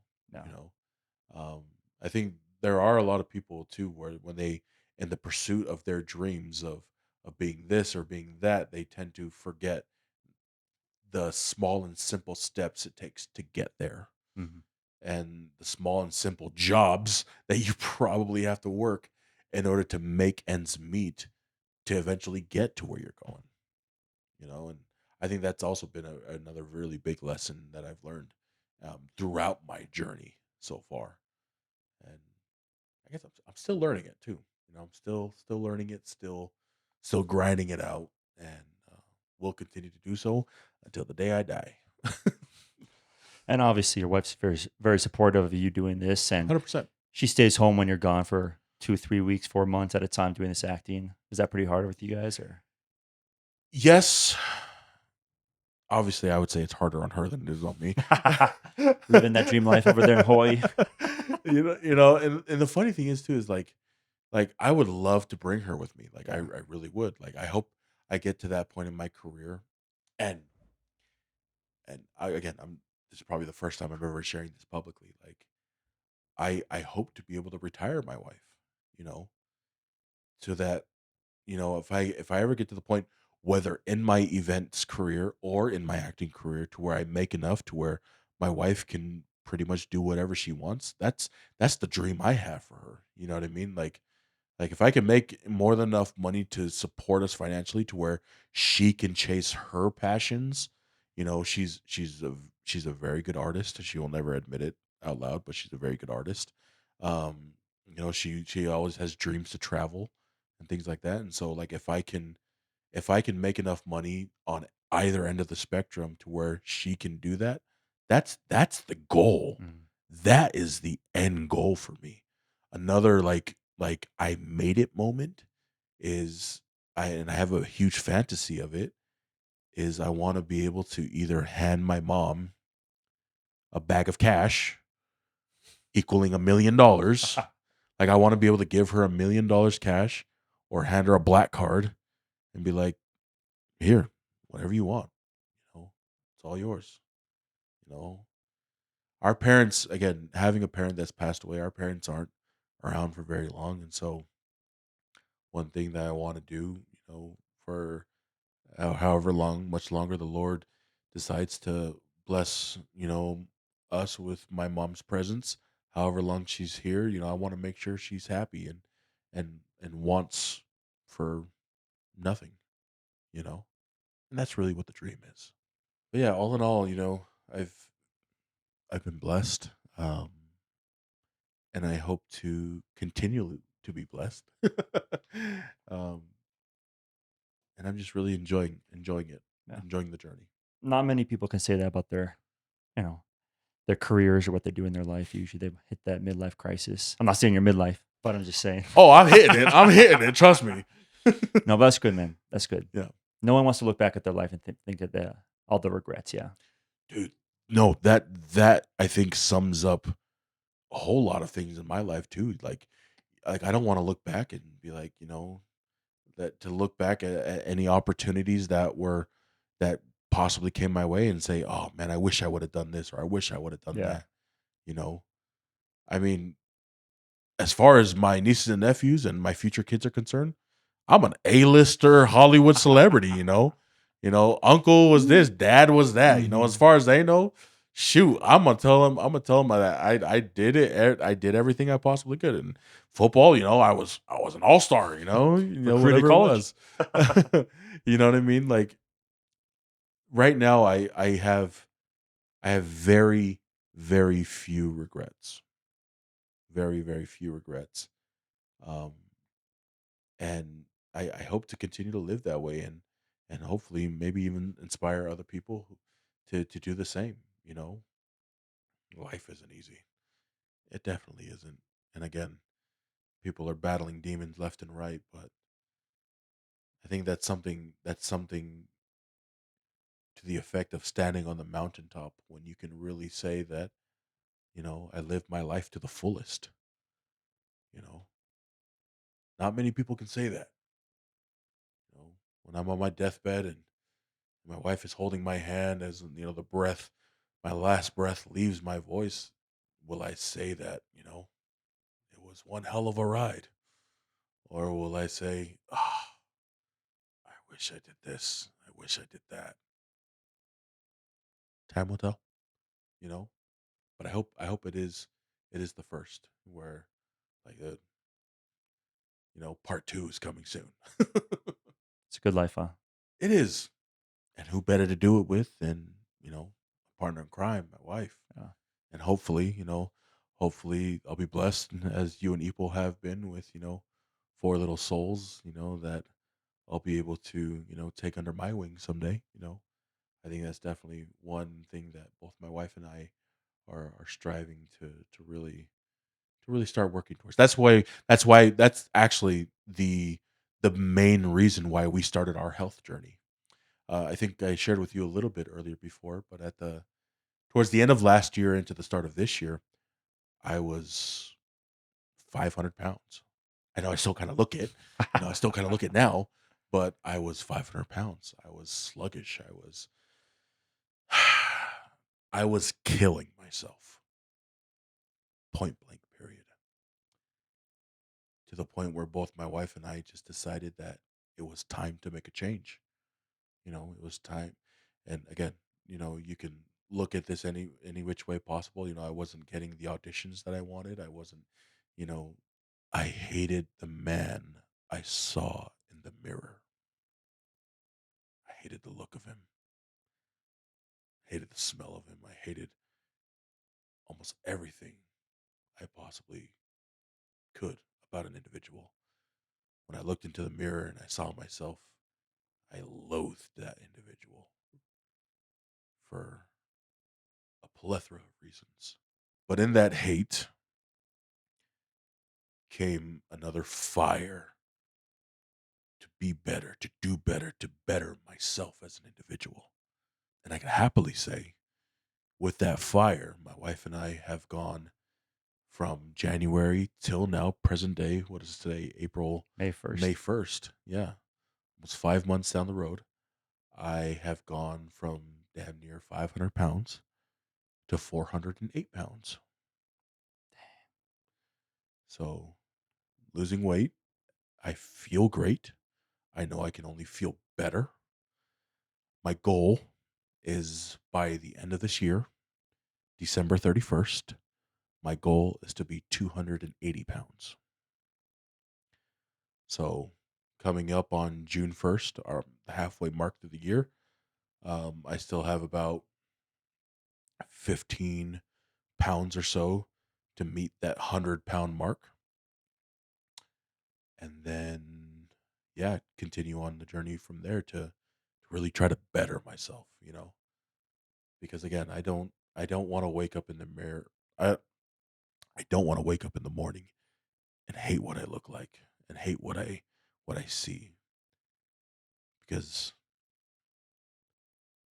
I just don't want to feel that, you know. And I know my wife again. Sorry, I know I'm being very vulnerable right now. I know my wife. If I hate what I see, I can only imagine what my wife thinks. And I know my wife loves me. I know that. I know she cares for me deeply. But I also don't ever want there to be a reason for her to leave me. I don't know if that makes sense. Again, starting from the very beginning of what we talked about, what my biggest fear is. My biggest fear is not being good enough. I don't ever want to be good enough. I don't ever want to feel like that I'm not good enough. And right now, I don't feel like that I'm good enough physically. Obviously, the mental aspect is something that I've constantly been battling with, with depression and things like that. But since starting this health journey, my wife and I, going back to the gym and hitting the gym every single morning. It's reignited that other passion in me to not to better myself physically so that I can live a longer, more prosperous life. Too many of my family members I've seen are lost to the grave because of diabetes, because of other sorts of sicknesses. You know, I want to be healthy. I want to be able to live life at its fullest. Maybe, you know, 20 years down the road when my kids are finally watching this, they'll see that their dad did try to better himself. And maybe now, once I get super skinny and super sexy, that maybe I'll get the love interest roles, like Paris. Bringing it back. Romeo and Juliet. Oh, that's good, man. And it's good too that your wife's supporting you and she's actually doing it with you as well. So that's Absolutely. amazing. My wife, she looks amazing. I mean, I've always thought my wife looks amazing, but like her transformation is going pretty well as well. Like I think she's down nearly 40 pounds since the beginning of this year. Um, and again, she's an absolute freaking rock star, dude. And it's awesome. We're doing like a bodybuilder workout again. Talking about Chris Bumstead. Um, Chris Bumstead. We watch a lot of his videos and a lot of his like bodybuilding things. So we've been following a 6-week bodybuilding regimen of his, and it's transformative. Like it was so funny. We were like looking in the mirror the other day, and I was like, oh yeah, my traps are coming back. Like, oh, babe, look at my chest. Look at my chest. Yeah, look at this flexing. You know what I mean? Those Yeah. like those cool things. And then like my wife, kind of the complete opposite. She goes, "I have traps like a man." I was like, "But you're a very pretty man." Oh man. But again, it's all part of the journey, right? It's all Yeah. part of the journey. It's all part of life. And I'm glad that I get to do it with somebody who loves and supports me the way that she does. Yeah. And you said how long did you do the water fast and how much did you lose Yeah. from that? So I started my journey with a 30-day water fast So you didn't eat. starting in January. No food, just water.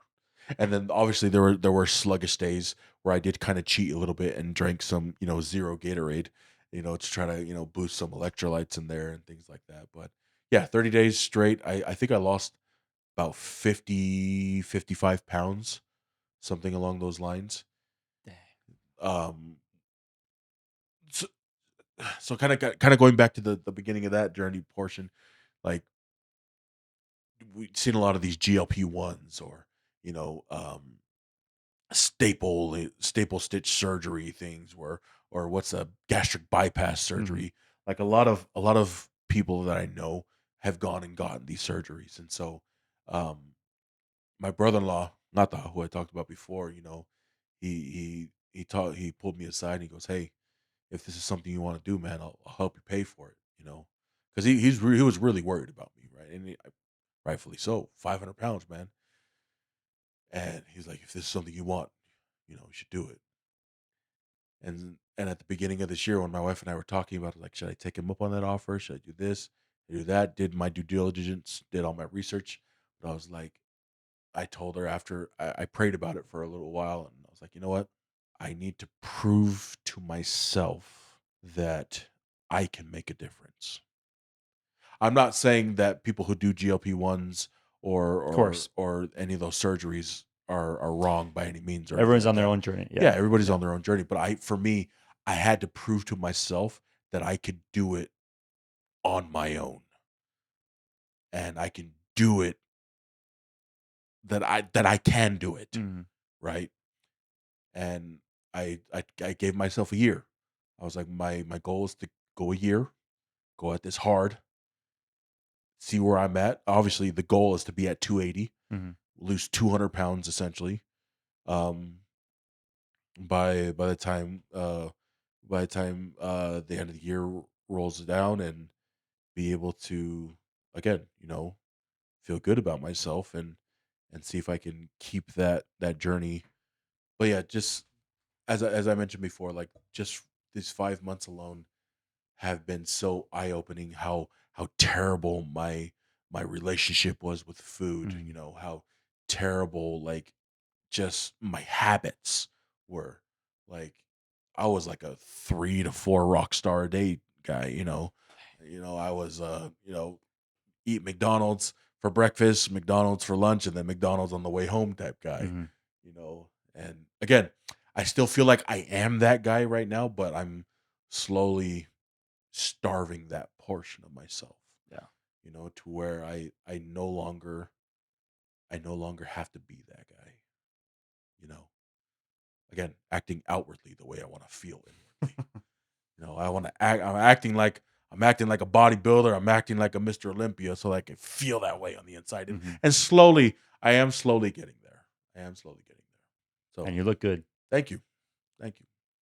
I got a haircut right before I came here because I knew I was going to be on camera.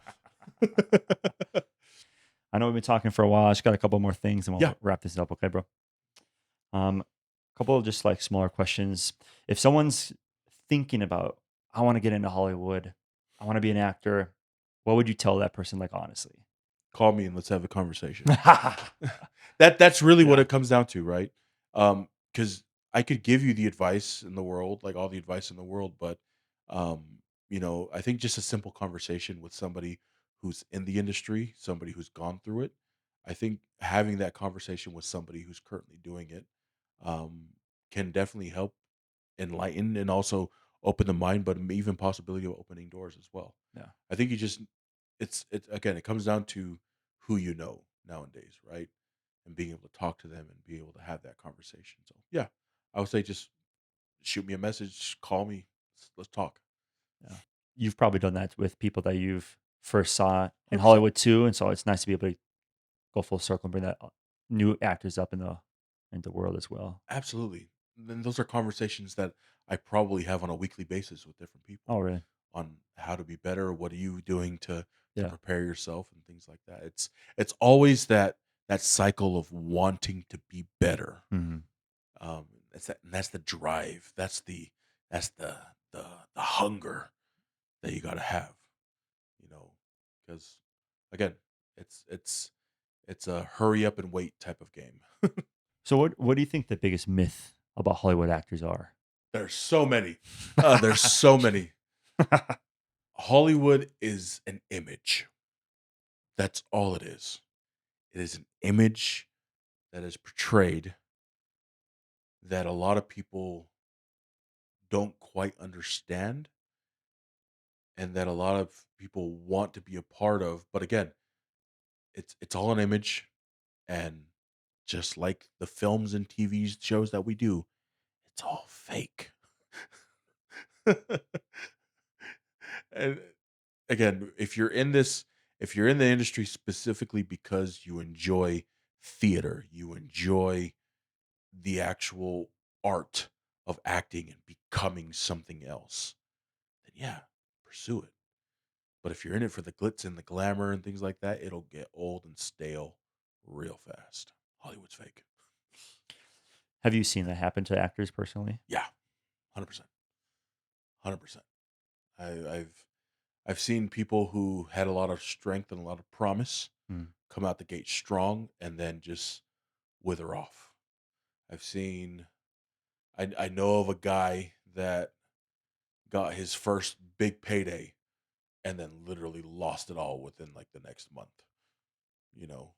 And so again, there is a lot of glitz and glamoury portions of Hollywood, but there's also the grind.